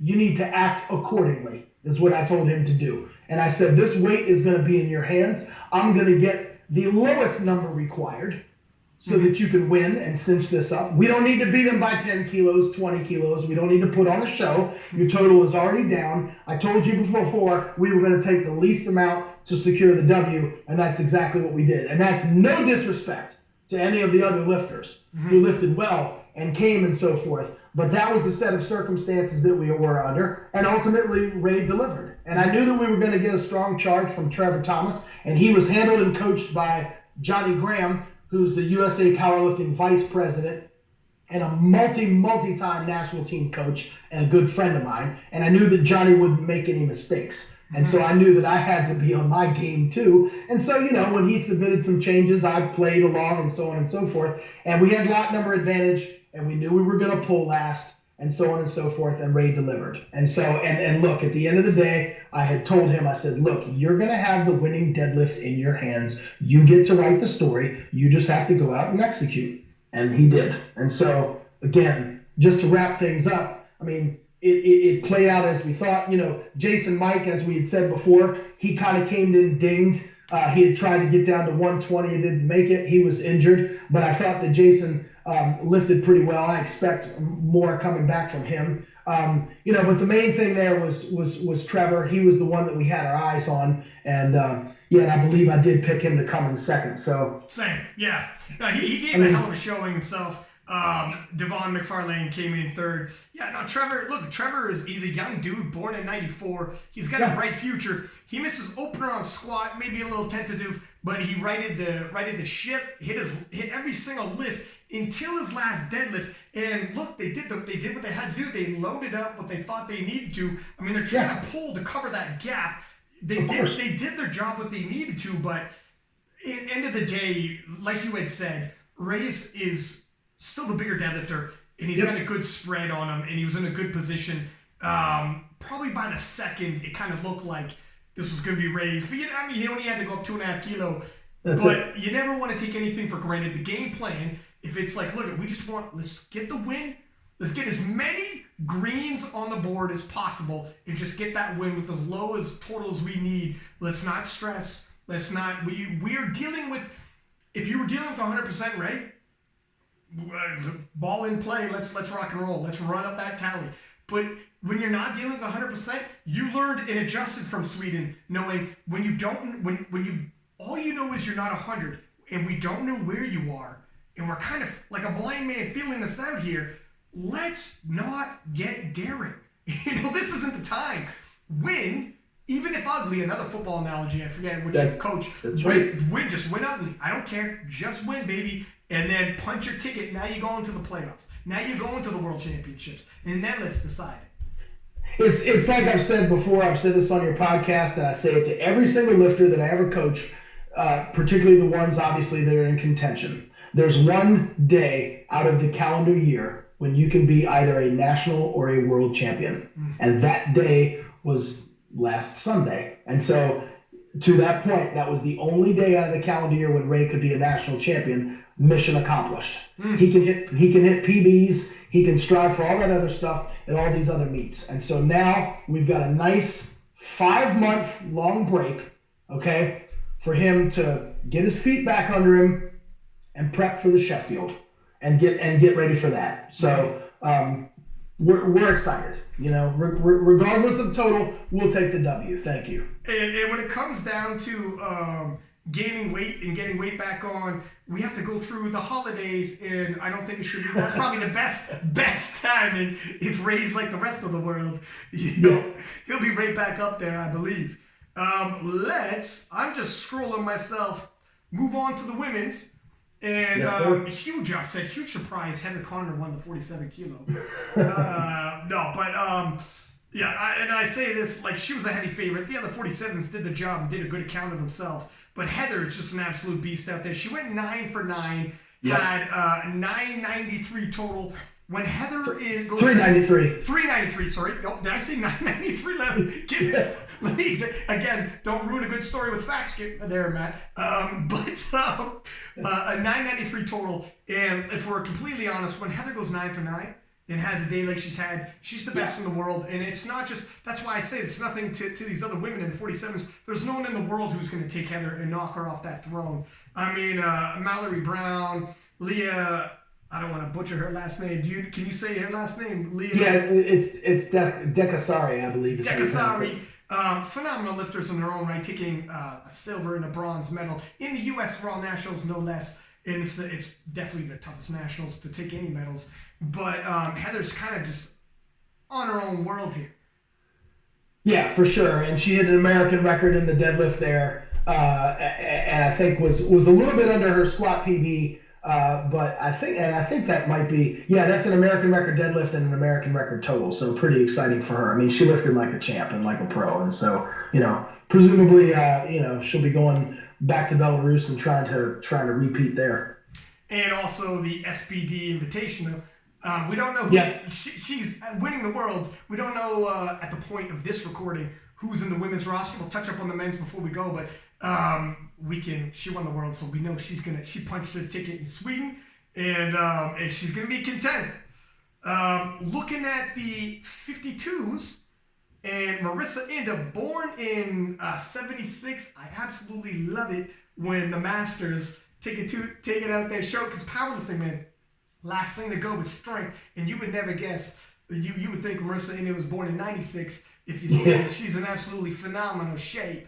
Man, she put together another stellar performance here, getting 427.5 kilo, and at her body weight, winning with a 27.5 spread from second place, a dominant win, and started hitting some PBs. I believe 190 is a personal best deadlift, if I'm not mistaken. It is. It's a PB deadlift, and she was only 2.5 kilos off her PB total, so she put together a nice meet there. I mean, she did well. Tina Donishman didn't lift because she had a hip and a back injury, so she pulled out, which opened the door for these other ladies. And I think we had mentioned that on the podcast that I think we were all picking Tina to come in second if she competed, but if she didn't, that was going to open the door for these other ladies. And looking at the results here, Andrea Riley put together a nice total there, 400 kilos, coming in second, and then Andy Hernandez coming in third, close behind her at 395. But this was, similar to the 47s. We knew that this was going to be pretty much the Marissa Inda show. Look at Andy Hernandez was born in 97. Yeah. My friend. Inda born in 76. I mean, powerlifting, we take them all. You know what I'm saying? Yeah. We take them all. The spread. Look at. I love the fact that Inda is just like I'm not going off into that good night without a fight. Anybody wants my throne, you're gonna take it for me. Correct me if I'm wrong. I think this is 5 national titles in a row for Inda. That sounds right. Yeah, I believe so. I mean, she is starting to run a bit of a dynasty here. And, oh, by the way, she's also won the World Championships. I mean, she's a legend in the game, and that's that's not boasting there. And Hernandez is, or no exaggeration, it is boasting for sure. Hernandez, though, born in 97, already just shy of 400 kilo. I mean, the future, man, you know how quickly the rate of adaptation when you're at that age. We got some battles to come, but Marissa Inda punching her ticket to see her once again in Belarus. Put on a performance last time. Let's see what she does in 2020. I'm not sure if I haven't heard her confirm she's going to Belarus, but one can only hope because the World Championships is always more lively when Marissa Inda is in there. She's a perennial contender. She's always grabbing medals. For sure. And that's where she won her World Championship was in Belarus. Well, there you go. there might be a little bit of nostalgia there and going back to the scene of her victory. Speaking of, okay, so moving into 57s, we both picked Chrissy Max. Yeah, we'll do the virtual fist bump here, my man. There we go. There it is. Chrissy Max Power taking the U.S. 57 kilo title and doing with a 442.5 kilo total. A nice jump up from her previous personal best. I'd anticipated that. She's part of, she's got some great coaching behind her. The gentleman's name escapes me. It's Eric Bodhorn from TSA. That's right. I knew he's from TSA. And, so initially she missed her opening squats. And then a little bit of Brittany also missed her opening squat. And those two obviously finished gold and silver. But those are some of the medal favorites coming in. So it was one of those shakeups. Oh, my gosh, are we going to see upsets happening when some of the favorites start missing some squats? No, that turned out to be the only lift Chrissy missed and had a fairly comfortable 57 kilo showing, taking that gold medal. I mean, she was 10 kilo ahead, which when you're talking about that, that's a decent spread. That's fairly comfortable, especially when your opposition needs you to miss again. And she just, after writing the shit, never missed and sealed the deal with the 57s. Yeah, she just missed her opener on depth. I believe that was a 2-1 call, and after that she was a perfect 8 for 8. To your version there, she always she stayed in the pocket. She could just continue to execute, and I could not be any more excited for Chrissy. I mean, she kind of popped on the scene there, at least on the national scene in Orlando in 2017, and I remember that I was the technical controller. That's the guy who stands at the chalk box for her session. And I remember kind of meeting her in the warm-up room and meeting her in that way and kind of pointing her toward TSA after that. She was looking for some more intentional and deliberate coaching, if you will. And so kind of linking her up with TSA, man. And now this has kind of been, 3 years in the making. So it's really, really I'm excited for her. I'm excited for TSA, for her coach, Eric Bodhorn.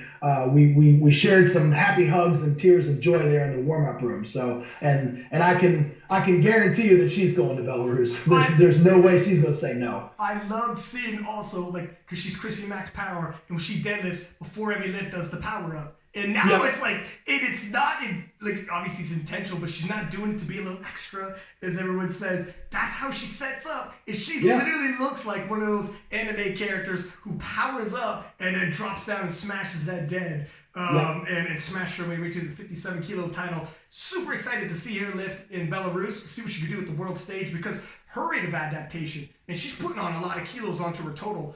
And we got time. We got some serious time between here and next June. I mean, she could be a whole nother lifter by that. No doubt. We will get ahead of ourselves. We'll leave that for another preview show. But, so Brittany Suplicki taking the silver. Melissa Barber taking the bronze. Miranda Chambers, born in 2000, coming in fourth place. And then Kimberly Johnson. I mean, this is a pretty stacked class. These women are fairly closely contested. Silver was 432.5. Then we had 422.5 and 420, 417.5. We're talking 2.5 kilo differences. That's the lowest increment, while in less body weight, you can have between these spacings. I mean, these ladies are neck and neck and neck. Very competitive field. Yeah, we had mentioned, I'd mentioned on the previous show that Melissa Barber, being the American record holder there in the deadlift, would have a shot, but that she was going to have to be a little bit more consistent, in order to knock off Chrissy. And so you see, and look, when you just, the score sheets don't tell the entire story, obviously, but also sometimes they do. And sometimes in this case, you go ahead and you look at this, and Chrissy made 8 lifts, and Melissa only made 5. And so when you have that, even if you are the best deadlifter, you have to put yourself in a position where you can be within striking distance and not have to kind of YOLO on that third one. So Melissa, as it stands, came in third, and Brittany, like you said, took second. Yep. Yeah, and it shows a little bit of, there's going to be some battles in the future with these ladies. For sure. So looking at the 63 kilo class, and I'm about to eat a little bit of crow here, aren't I, young fella? I'm about to eat a little crow here, aren't I, young fella? Coming yes, into this, I had picked Megan Scanlon to take it, but I picked, if I could save a little bit of face while I eat my crow, okay? I picked the podium right, and it wasn't like I was saying, anybody, I was saying it was close. I was saying this was the class to watch. And there's a reason why I'm saying that, because all 3 of these young ladies who took 1, 2, and 3 are all world class. They had all either broken world records and been the greatest in those single events, or been a world champion. Oh, and by the way, been best lifter at the Worlds, of course, Belarus, and I'm talking about Jennifer Millican. And so it was a tight one to pick, and you got to make your picks. And I picked Megan Scanlon, then Sam, then Jen. Now, Sam was quick to let me know, you picked wrong. You picked wrong. And she wasn't going to let that fly. And you know what? I love it because she is that scrappy type. And that's what, it's part of the reason why people love Sam Calhoun, because she's got that scrappy, fire in the belly type. You pick against her, chips her down, and it's you're only feeding the fire. You're not putting up the flames. You're fanning the flames. And I guess I'm taking credit for her win. No, I'm just no. Also, honestly, credit is where credit is due. The young lady goes 9 for 9, takes a 511 kilo total, which anyone watching is an unofficial world record. And you did, once again, surprise, surprise, an excellent job with Sam Calhoun. You guys with Sam, you get the best out of her each and every single time. 9 for 9 day, when the competition is this tight, that's it. That's how championships are won. And let me say something as well. 5'11" by Sam Calhoun, some of her lifts, she's got some kilos. I'm not just do what you need to win. You'd be foolish to have loaded more. You got a unofficial world record total. I'm not saying you should have went heavier, because that's silly talk. I'm just saying, looking to the future, oh shit. Now we got ourselves a battle. Again, I'm not going to start previewing Belarus a freaking year in advance, but right. I'm saying, my God, you got to be a little bit excited when you see a 5'11" happen. We're thrilled.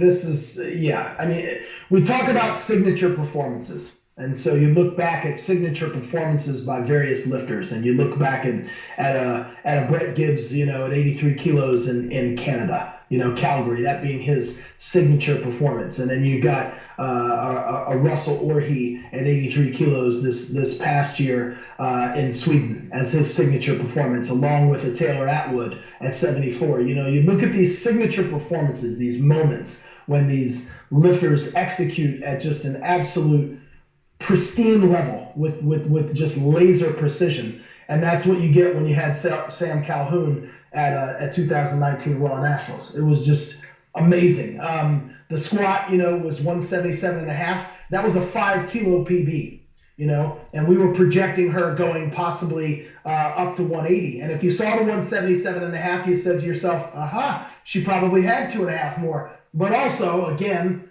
in the heat of battle, you're also thinking, or at least I'm thinking as a coach, we want to save her back for the deadlift. And so, when you miss a third squat, there's a high correlation between either a reduced third pull or a missed third pull. Mm-hmm. So we knew that we were banking on her deadlift, And so we called for 177.5, and she went out and executed like a pro. And like I said, that was a 5 kilo PB for her. Her bench was a personal best by 2.5, and her deadlift was also a personal best. And to your point, so at the end there, kind of our rationale, I mean, we had it locked up pretty much with her second deadlift there. The second deadlift secured the W. We realized that they weren't coming after us. They really weren't at that point, Scanlon and Millican within striking distance. And so the conversation in the back heading into Sam's third deadlift was like, look, there's really only 2 numbers to take here. We can take you up just a sliver, just a little bit for your third pull to break the American record total, which was 500.5, or we can go for the whole enchilada here, shoot for the moon and go ahead and get you, an unofficial world record and unofficial, in both the deadlift and the total. Dude, look at if I can just say something real quick here, Gary. If anyone knows Sam Calhoun, who's a fighter, very distraught. She comes in, a silver medal at the World Championships is a dream for 99.9% of the world and any World Championship. For Sam Calhoun, who expects nothing but the best, it's heartbreaking. So for her, this is a redemption story where you pose that to her, and I'm glad you did, my friend, and you're going to be quick with the numbers and you know all the records, etc. You could say, love, this is a signature performance, and you can right the wrong in Sweden and best the total that would have been the gold medal. Here it is. Here's your redo. Here it is, and it's an excellent field that you're going up against as well. Probably the thickest division, deepest in terms of talent pool, I think by far. I mean, this is a 3-way battle for gold, not a 1-way battle, not a battle for 3-way battle for gold. A great opportunity, and for obviously this is Sam Calhoun. She's going to say, my man, like she always says, load the bar. Yep. Load the bar. And here we are. And yeah, so it was a beautiful performance. Yeah, it was her signature performance, and she did say load the bar, and she pulled it. And, I think she had a little bit of room to spare. And, of course, this was an unofficial world record for her. And it was just a good time. I mean, it was just she's such a joy to coach because we have the utmost confidence in her. That she's going to go out and execute, and she has the utmost confidence in us that we're going to get the right weight on the bar, and fortunately we did, and she makes us look good. And so, it kind of, I called this one correctly because I said that Scanlon would be in the lead at subtotal, Millican would be in the middle, and Calhoun would be in third place at subtotal, and it was. And then I told everybody, I said, look, it's going to flip. I said Millican's going to stay right in the middle, but I said, Scanlon and Calhoun are essentially going to change places, and that's what happened. And look, let's give credit to those 2 ladies as well. They lifted well. I know that Megan probably didn't have the day that she wanted, but she put the pressure on us there at subtotal to pick up the slack. And Millican, I mean, again, Millican's another one who goes out and executes well. Let me throw that. I have to. I got to eat my 9 for her too, right? I got to eat my crow, my man. Let me jump in. If we're talking Jennifer Millican, she let me know that I had picked wrong. She posted. The hashtags keep sleeping podcasters. And people are tagging King of the Lifts. And that's great. She wrote a blog, and the blog said, the podcast previews got me salty. And she said, my man Matt, she said, my man Matt Gary had me. He had it right, just like you had said. And I knew it was me. Obviously, everybody knew. She didn't say me, but everyone knew, like, oh, damn, she's upset. But yeah, I picked wrong, man. We're talking 9 for 9. She went 9 for 9, posted up 492.5 kilo total. Took a bow, and it was. I mean, this is the toughest division to compete in. And she's taking a silver medal, and she may have. We'll see. May have also solidified herself to go to Belarus. I believe so. She'll we haven't crunched all the data, or at least I haven't yet.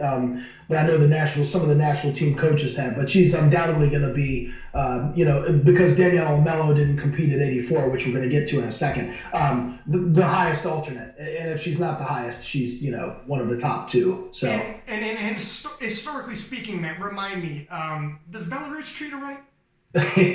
Belarus treated her really well. That's where she won her national championship in 2017. So and best lifter of all. She was champion of champions in Belarus. Oh, she's phenomenal. And this is also, look, to anybody who's listening to this podcast, Jennifer Millican, to my knowledge, yeah, I'm thinking she did not hit a personal best in any individual lifts, but she hit a PB total. And so I think she was maybe 0.5 kilos under her squat. I think she may have tied her personal best on her bench. Her deadlift might have been 2.5 under, but she did hit a PB total. And again, as we always say, this is a competition for total. And so, when you put together these 9 for 9 days and string together a lot of attempts, that's the surefire way, or I should say, usually the most righteous way to go about, hitting a PB total is to string together more lifts. That's why Bryce Lewis's difficulty is to beat.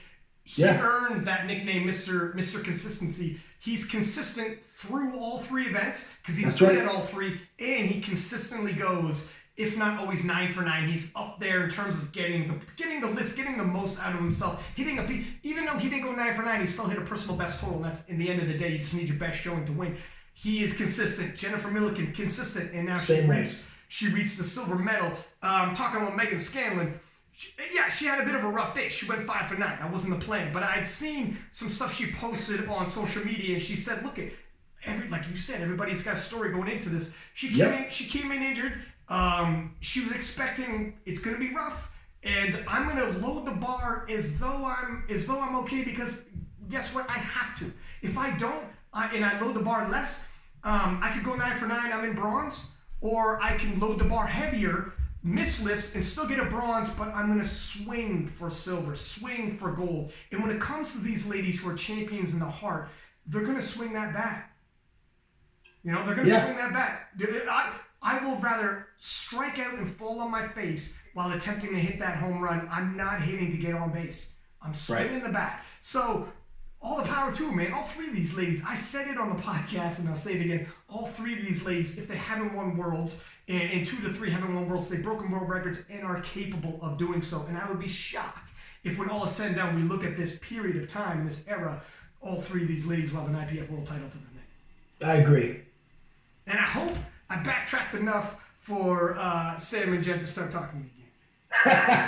I'm going to have to go read Millican's blog post, because I haven't read that. She sprinkled some salt on my wounds, sir. And she big up you.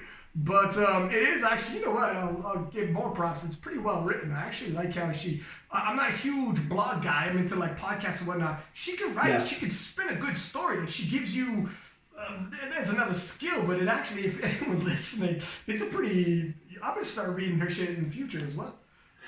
Jennifer has a really good perspective on competition and what it means to be a mother and kind of balance the two, and being an elite level competitor. And so I have a lot of respect for her and her coach Wade Johnson, and I just love the 2 of them to death. So I selfishly hope that she does make the team as an alternate. Belarus is a long way away. It's expensive.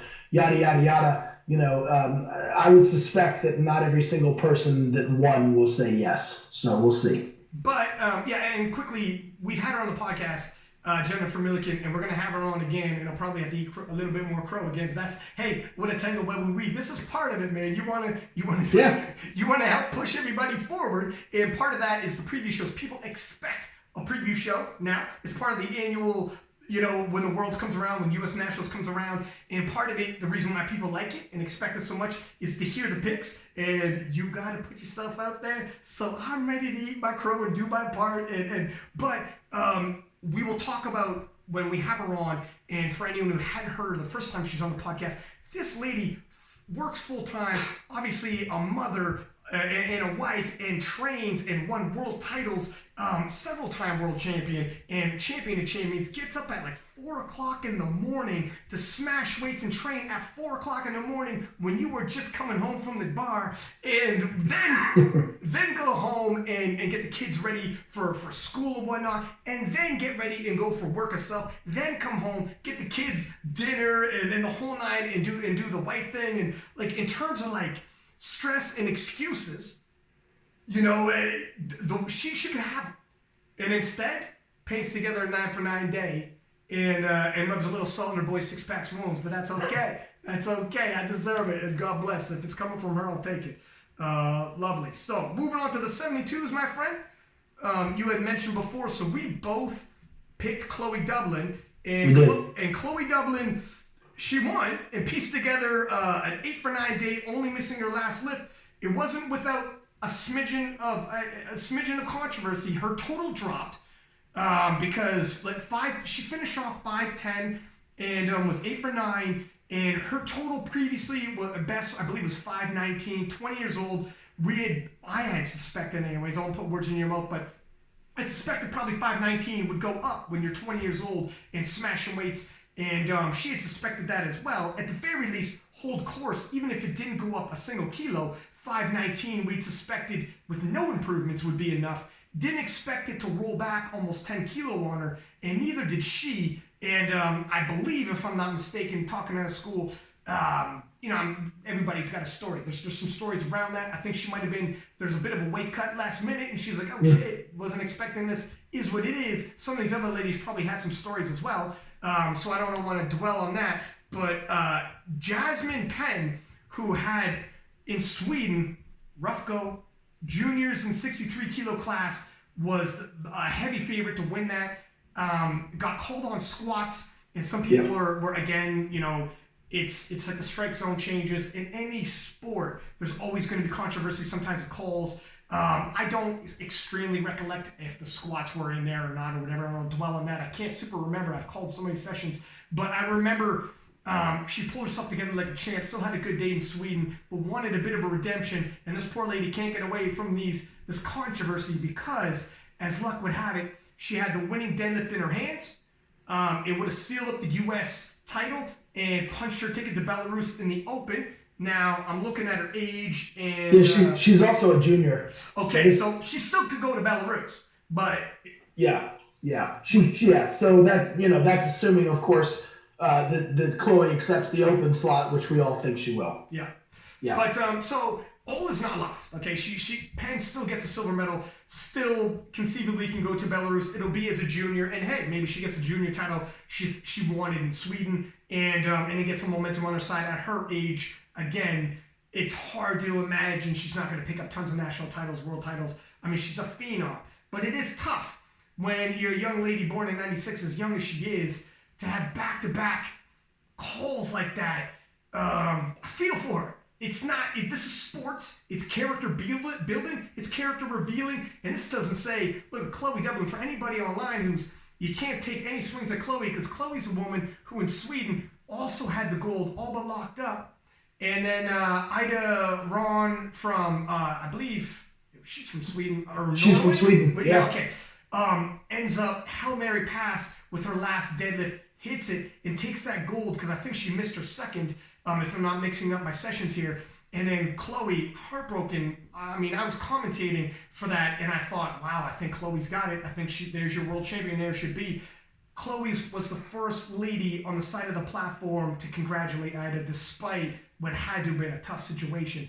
So, I mean, in terms of character, both these ladies, nobody can take any shots at either one of them. It is what it is. This is what kind of happens in sport. Was it a controversial call? Sure. It was a tough call, sure, and it was a call that obviously ended up splitting the difference between the two of them. Yeah, it was Jasmine's third deadlift at 215 kilos, so she hit 202 comfortably on her second attempt and went up to 215, and I think that was a number that she and her actually, I believe Michael C is her boyfriend, so Michael was coaching her, if I'm not mistaken, there, and they put in 215, and she went out and she stood up with it, but she got turned down 2-1. I believe she got called for soft knees, and perhaps they thought her shoulders were back. I've looked at again, as I said at the beginning of the podcast when we were talking about the depth calls with Russ, referees have the best seats in the house. I thought that Russell's first two squats were high. That's what he got called on. And then he came back, and I thought his third one was good. I thought Jasmine's third deadlift was good. It looked good to me. But again, I'm not sitting in the referee's chair. Sometimes you can't see how the knees are. You can't quite see the shoulders from where I'm standing, et cetera, et cetera. So you have to assume that they're obviously seeing something that I'm not and that the rest of us aren't. But her third deadlift did look good, and it got turned down. And that's no disrespect to Chloe. Love Chloe. Have worked with her before. congratulations to her. She's the Open national champion. But to your point, let's hope that both of these ladies can go to Belarus and come home with gold medals around their neck. Look, they're a hell of a 1-2 punch. I mean, yes, Chloe Dublin on her best day at only 20 years old. By the time Belarus rolls around, June rolls around, whatever happened that her total dropped. If she reverses the course and works off of 519, you can conceivably see where 10, 15, 20 kilo can be added in almost a year's time. Guess what? That's a winning number. I'm not getting ahead of myself here. Their 72 kilo is stacked. Kimberly Walford will not go away. Do not count on her. People have been counting on her to start slipping for forever. She's not going nowhere. Jessica Bittner. I mean, the list goes on and on. We could do the whole rundown, obviously. But and Isabella von Weisenberg, Anna Castellane, who just unofficially broke the world record as well. So now she's, you have a battle. Who's queen? I mean, it's going to be Kimberly. But anyways, this is a debate for another day. But the 7-2s is uber stacked. I'm not looking past anybody, and I'm choosing my words wisely because Jennifer Millican is saying Calhoun and has me rethinking everything I say. But yeah, I mean, Chloe Dublin and Jasmine Penn as teammates, as opposed to opposition together in Belarus, is an amazing 1-2 punch for Team USA. They could easily rack up, medals coming home, and look they're both young. They're going to clash again for a national title. They're going to clash. These guys are going to clash over and over and over. Do you know how many times some of these tennis stars have seen each other at the finals of some of those tournaments? That's what's going to happen between these two. So don't worry about being able to right wrongs. These girls are young as hell. They're going to be lifting. Look, Kimberly Walford's in her 40s, and these girls are just entering their 20s. They're going to clash a dozen more times. Let's see how it pans out. I'm sure the records will the record books will be shifted back and forth. Also, Salami from New Jersey, and she finished off with a 467.5 and taking the bronze medal, 5 kilo ahead of fourth place finish. So there was near the end. I mean, it's going to be a bit of a battle for the podium, but definitely the two top ladies in 72 kilo is where the real battle was at. And you know what?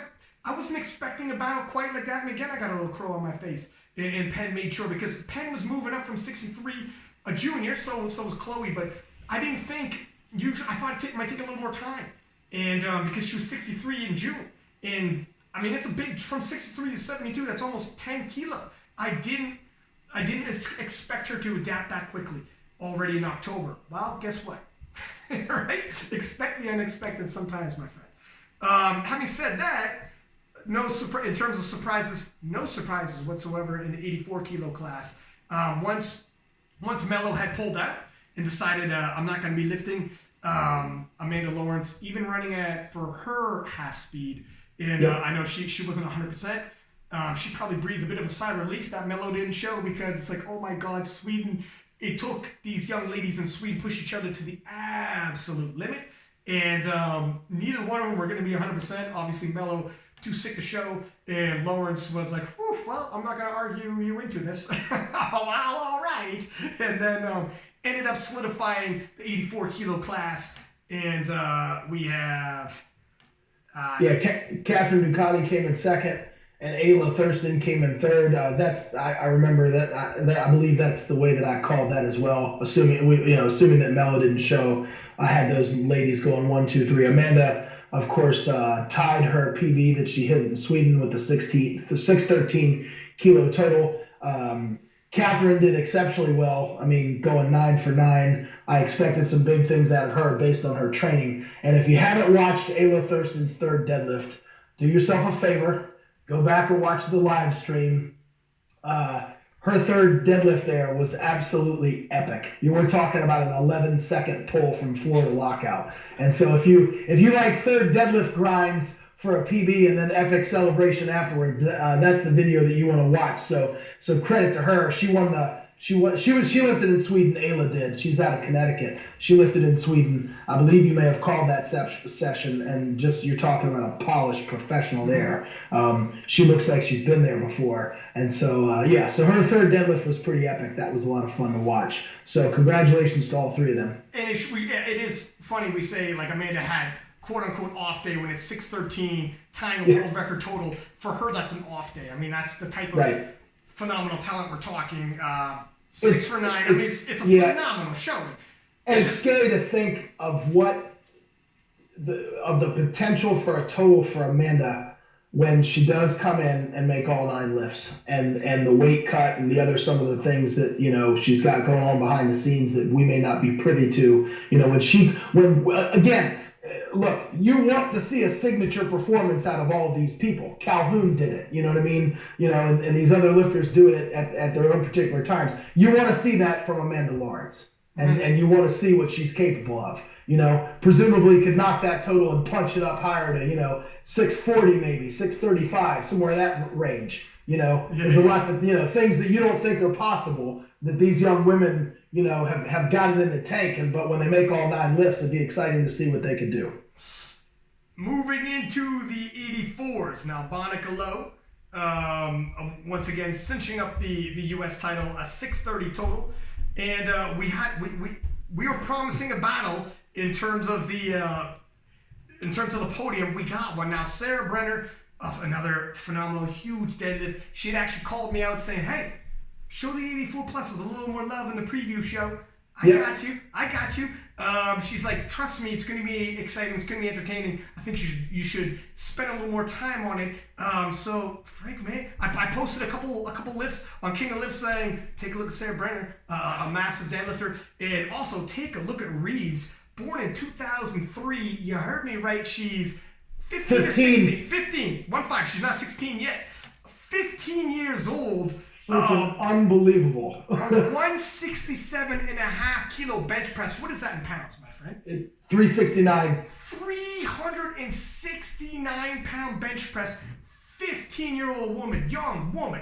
15. I mean, last 15, I wouldn't say, man, I'd be a boy. But, it's crazy when she's talking about the future. I mean, the 84 pluses, we're going to see some battles coming. Bonica Brown, historically speaking, I mean, she's a dominant lifter. She would win the World Games. She would win the World of Quick. She'd win World Raw. She was, the trifecta champion. She held the titles. She would win on her worst day. But when you start seeing people like pulling like Brenner and girls like Reeves who are 15 coming out doing what they're doing, and this year, 631 at the 612.5, taking silver and bronze, and of course, so I mean we're getting close, man. We're starting to look at it. The spread you can conceivably see. Look at the woman is 15 years old. Look at Reeves next year at 16, tender age of 16. What is she doing at 20, which is super young for our sport? We got a man who's 60 years old leading the charge in squats. At 20 years old, this lady's, I'm going to be dead 150 years by the time she hits her prime. I mean, it's crazy what she might be capable of. So, yeah, the 84 pluses is starting to heat up. And by the time Belarus rolls around, by the time next national rolls around, we're going to have all types of battles. I don't know what anybody's going to do if this young lady shows up in Belarus. Dude, are they going to give her a gold medal when she steps off the plane? She's going against teenagers. Yeah, it's amazing. It's unbelievable. This class, again held true to form. We all picked, Bonica to take the gold there. Sarah having that, unofficial world. I mean, she is the world record holder in the deadlift, the 260 kilo. I mean, she put together quite possibly her signature performance. Sarah Brenner going 9 for 9, lifting exceptionally well. And I told you that she was going to have, the deadlift to go into second place there in her hands if she needed it. And that's what she took. She took 260, which is to unofficially break her own world record pull at 257.5. And so she did that to take second over the 15-year-old. And as you said, there aren't enough superlatives to throw Mahalia's way. Congratulations to her, man. She put the whole world on notice that, and anything is possible, and she's out there 15 years young and having fun and just incredible. Yeah, Brenner, in terms of how neck and neck her and Reeves were, and it was a battle right to the last day. Yeah. Which is like as exciting as it gets. But when it comes to being neck and neck like that, and I believe we had said it in terms of the preview show, I'm always going to lean towards the big. Of course. And when you're talking about leaning towards the big puller, she is the world record holder, and look at Reeves pushed her to the point where I get it. You're the world record holder. You're going to have to load the bar with something the world record holder, have never pulled before. You have to load the bar. Historically speaking, we've never seen an 84-plus pull. Reeves did her job. But guess what? Yeah. But guess what? Brenner did equally matched.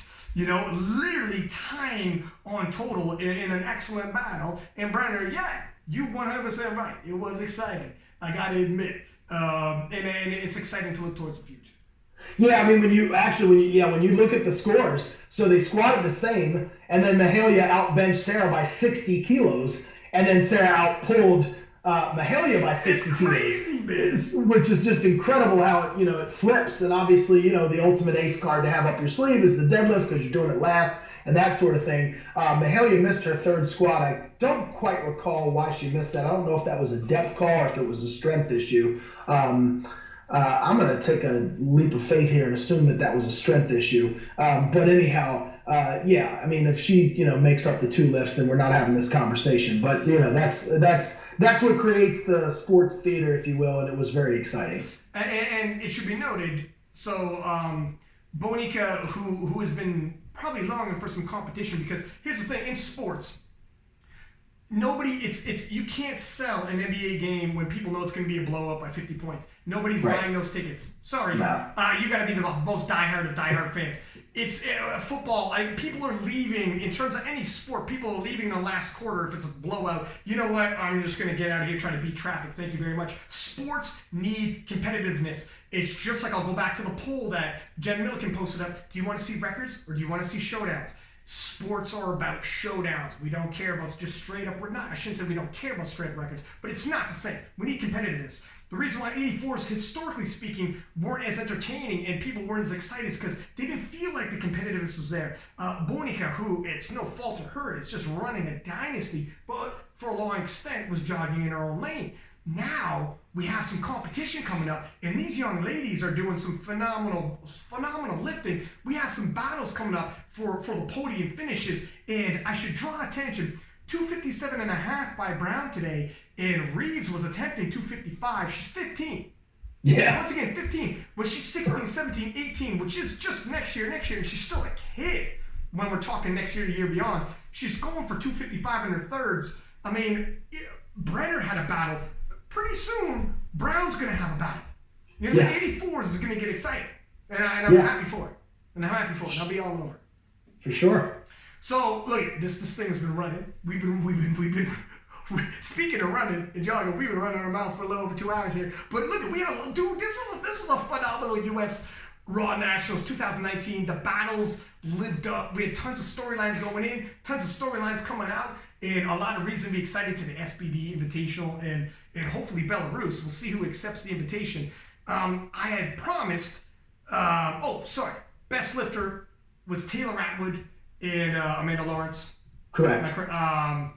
If you're and that's never more prevalent. Some people previously be like, well, don't worry about best lifter. It is what it is. You're using formulas, etc. Well, no, because we're going into the SBD Invitational. We're not doing the preview show yet. However, it's all based off IPF points, and this is a little bit of foreshadowing because both these guys are world champion and they're going to the SBD Invitational. And we got some battles coming. Now we got a list. You pull up a list. We know as of recording today who in the men's side is going to be lifting. My friend, can you tell us that list? Do you have it pulled up? I have it pulled up right in front of me, and I'll just go ahead down the list from left to right. If you're looking on social media, for those listening out there, you can go to the SBD's Instagram, and it's their most recent post. So you have Taylor Atwood, Tony Cliff from Great Britain, Brett Gibbs from New Zealand, Amar Kane, he's the world record holder in the 93 kilos in the squat. He's from Kazakhstan. Anatoly, I don't want to butcher his last name, but he's the 93 kilo world champion. Russell Orhii, Eli Burks, 105. David Coimbra, if you recall, from Brazil, who pushed Ellis McLean to the brink there in Canada with that Hail Mary third deadlift. David is no stranger to international competition.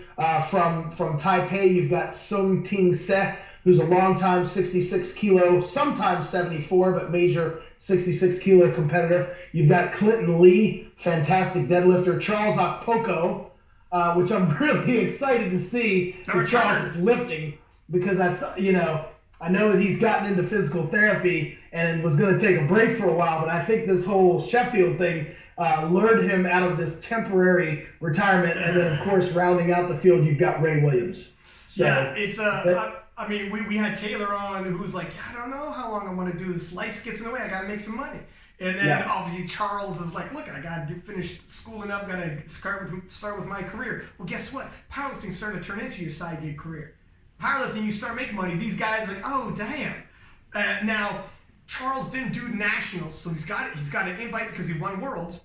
But Charles didn't do nationals, so now he's like, oh, I kind of wish I showed up at nationals because I can punch my ticket for worlds, punch my ticket for SBD Invitational. Now when people look at their calendar year, you're going to want to hit certain competitions because the end game, you're going to want to get the invite to this SBD Invitational. Who's kidding who? This is the Champion of Champions event where it's nothing but champions facing off against each other. And it's a murderer's row, and there's a lot of coin. The first year out, we're talking 300,000, 200 US, 250 pounds for our friends from the UK, whatever currency you like to follow. It's a lot. So yeah, man, we got some battles coming. It's going to shake up some people's years, and I'm excited to see it. It's very exciting.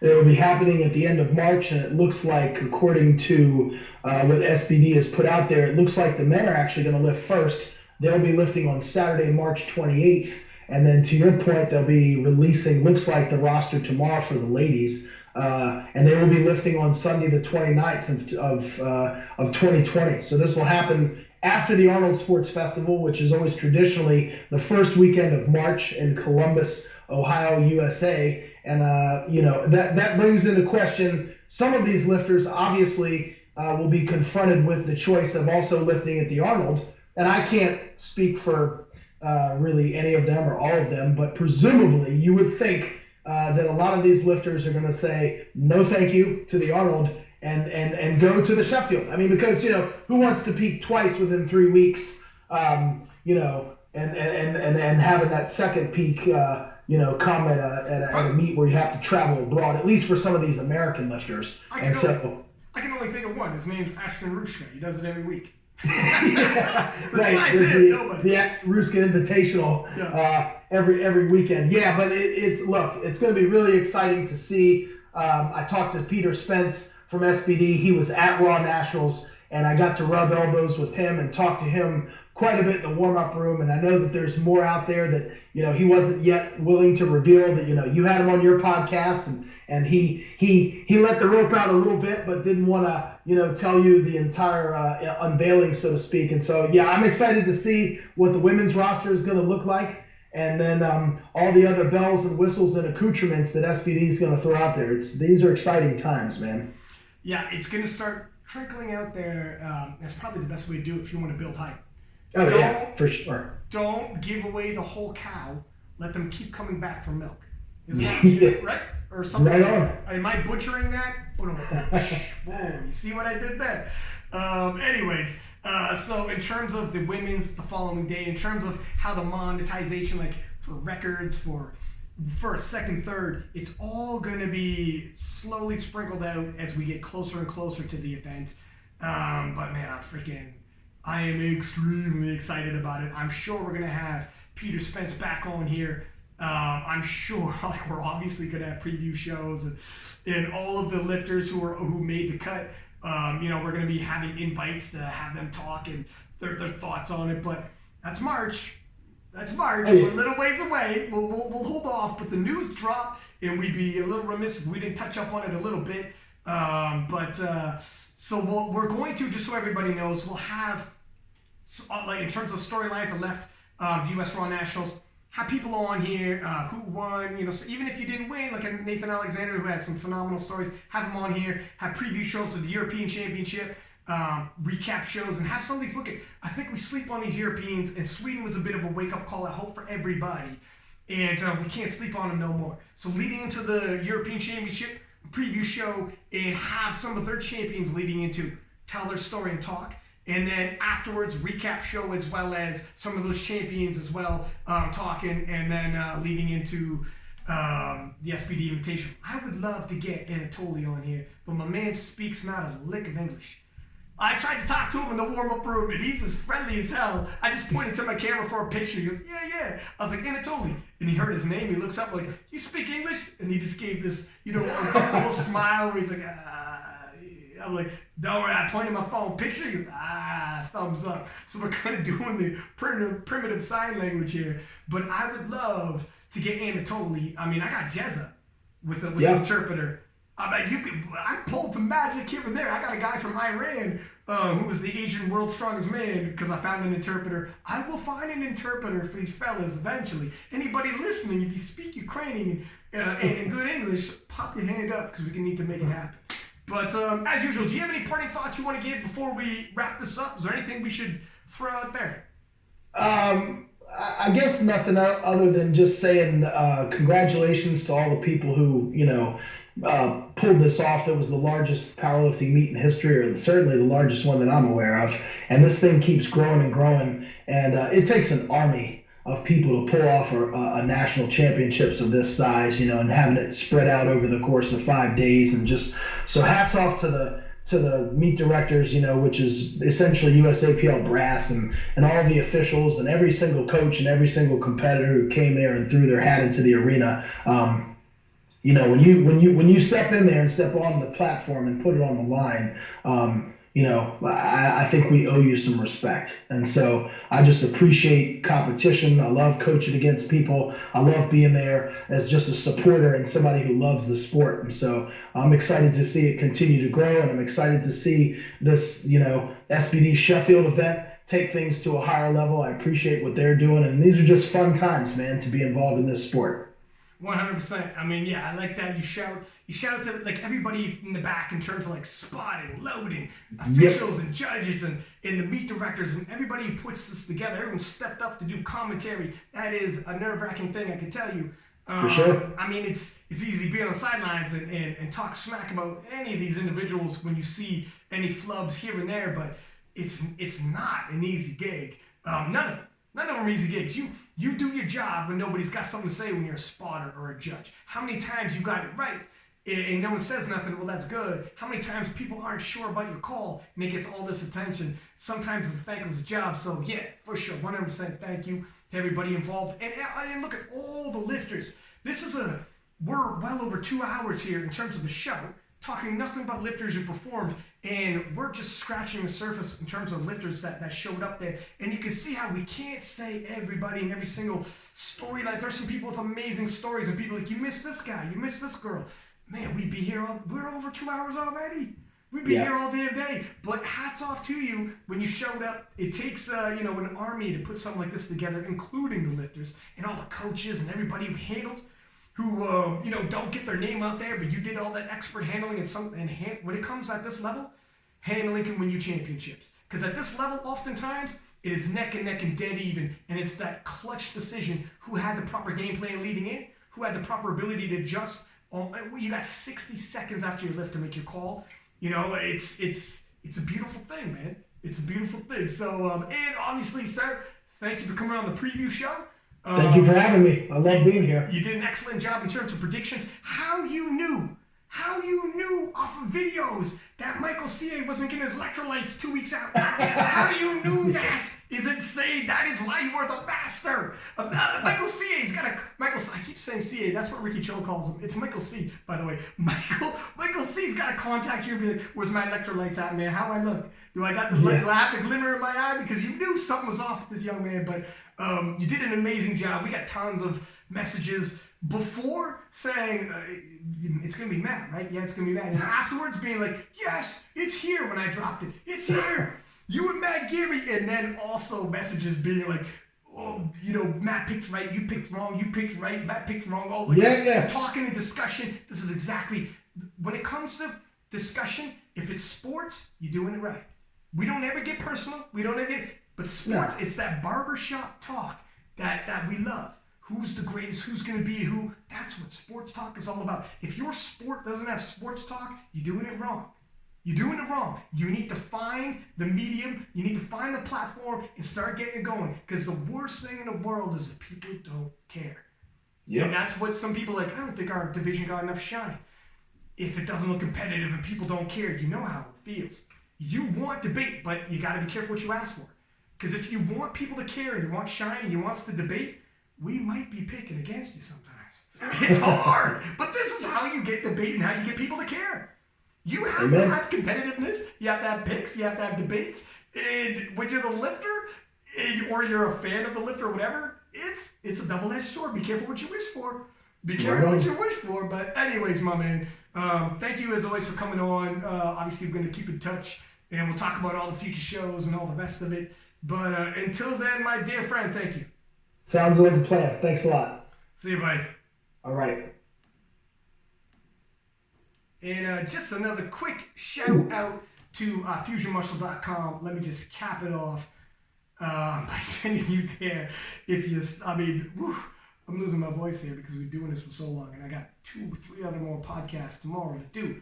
However, fusionmuscle.com for all your supplements, creatine, multivitamins, pre-workout, protein, whatever you want, they got KOTL25 for 25% off, and they drop it off at your house. And yeah, we got more podcasts, man. The 74 Kilo Boys, the episode that got everybody all riled up, all of them are coming back, and they had a phenomenal showing. It was one of my favorites to watch, and they're coming back. Dennis Cornelius, Jennifer Millican's coming back so I can eat my crow. We got tons, man. We're booking people left, right, and center. If you got a storyline out of the U.S. Raw Nationals, we probably reached out, or we're going to. We're going to. Give us a hot minute, though, because God knows it's a lot to cover. Hope you enjoyed the show. I love it. I love it. I love the previews. I love the posts. I love everything about it. And I hope you guys love it too. Until next time, 6 Pack Lapadat. Peace.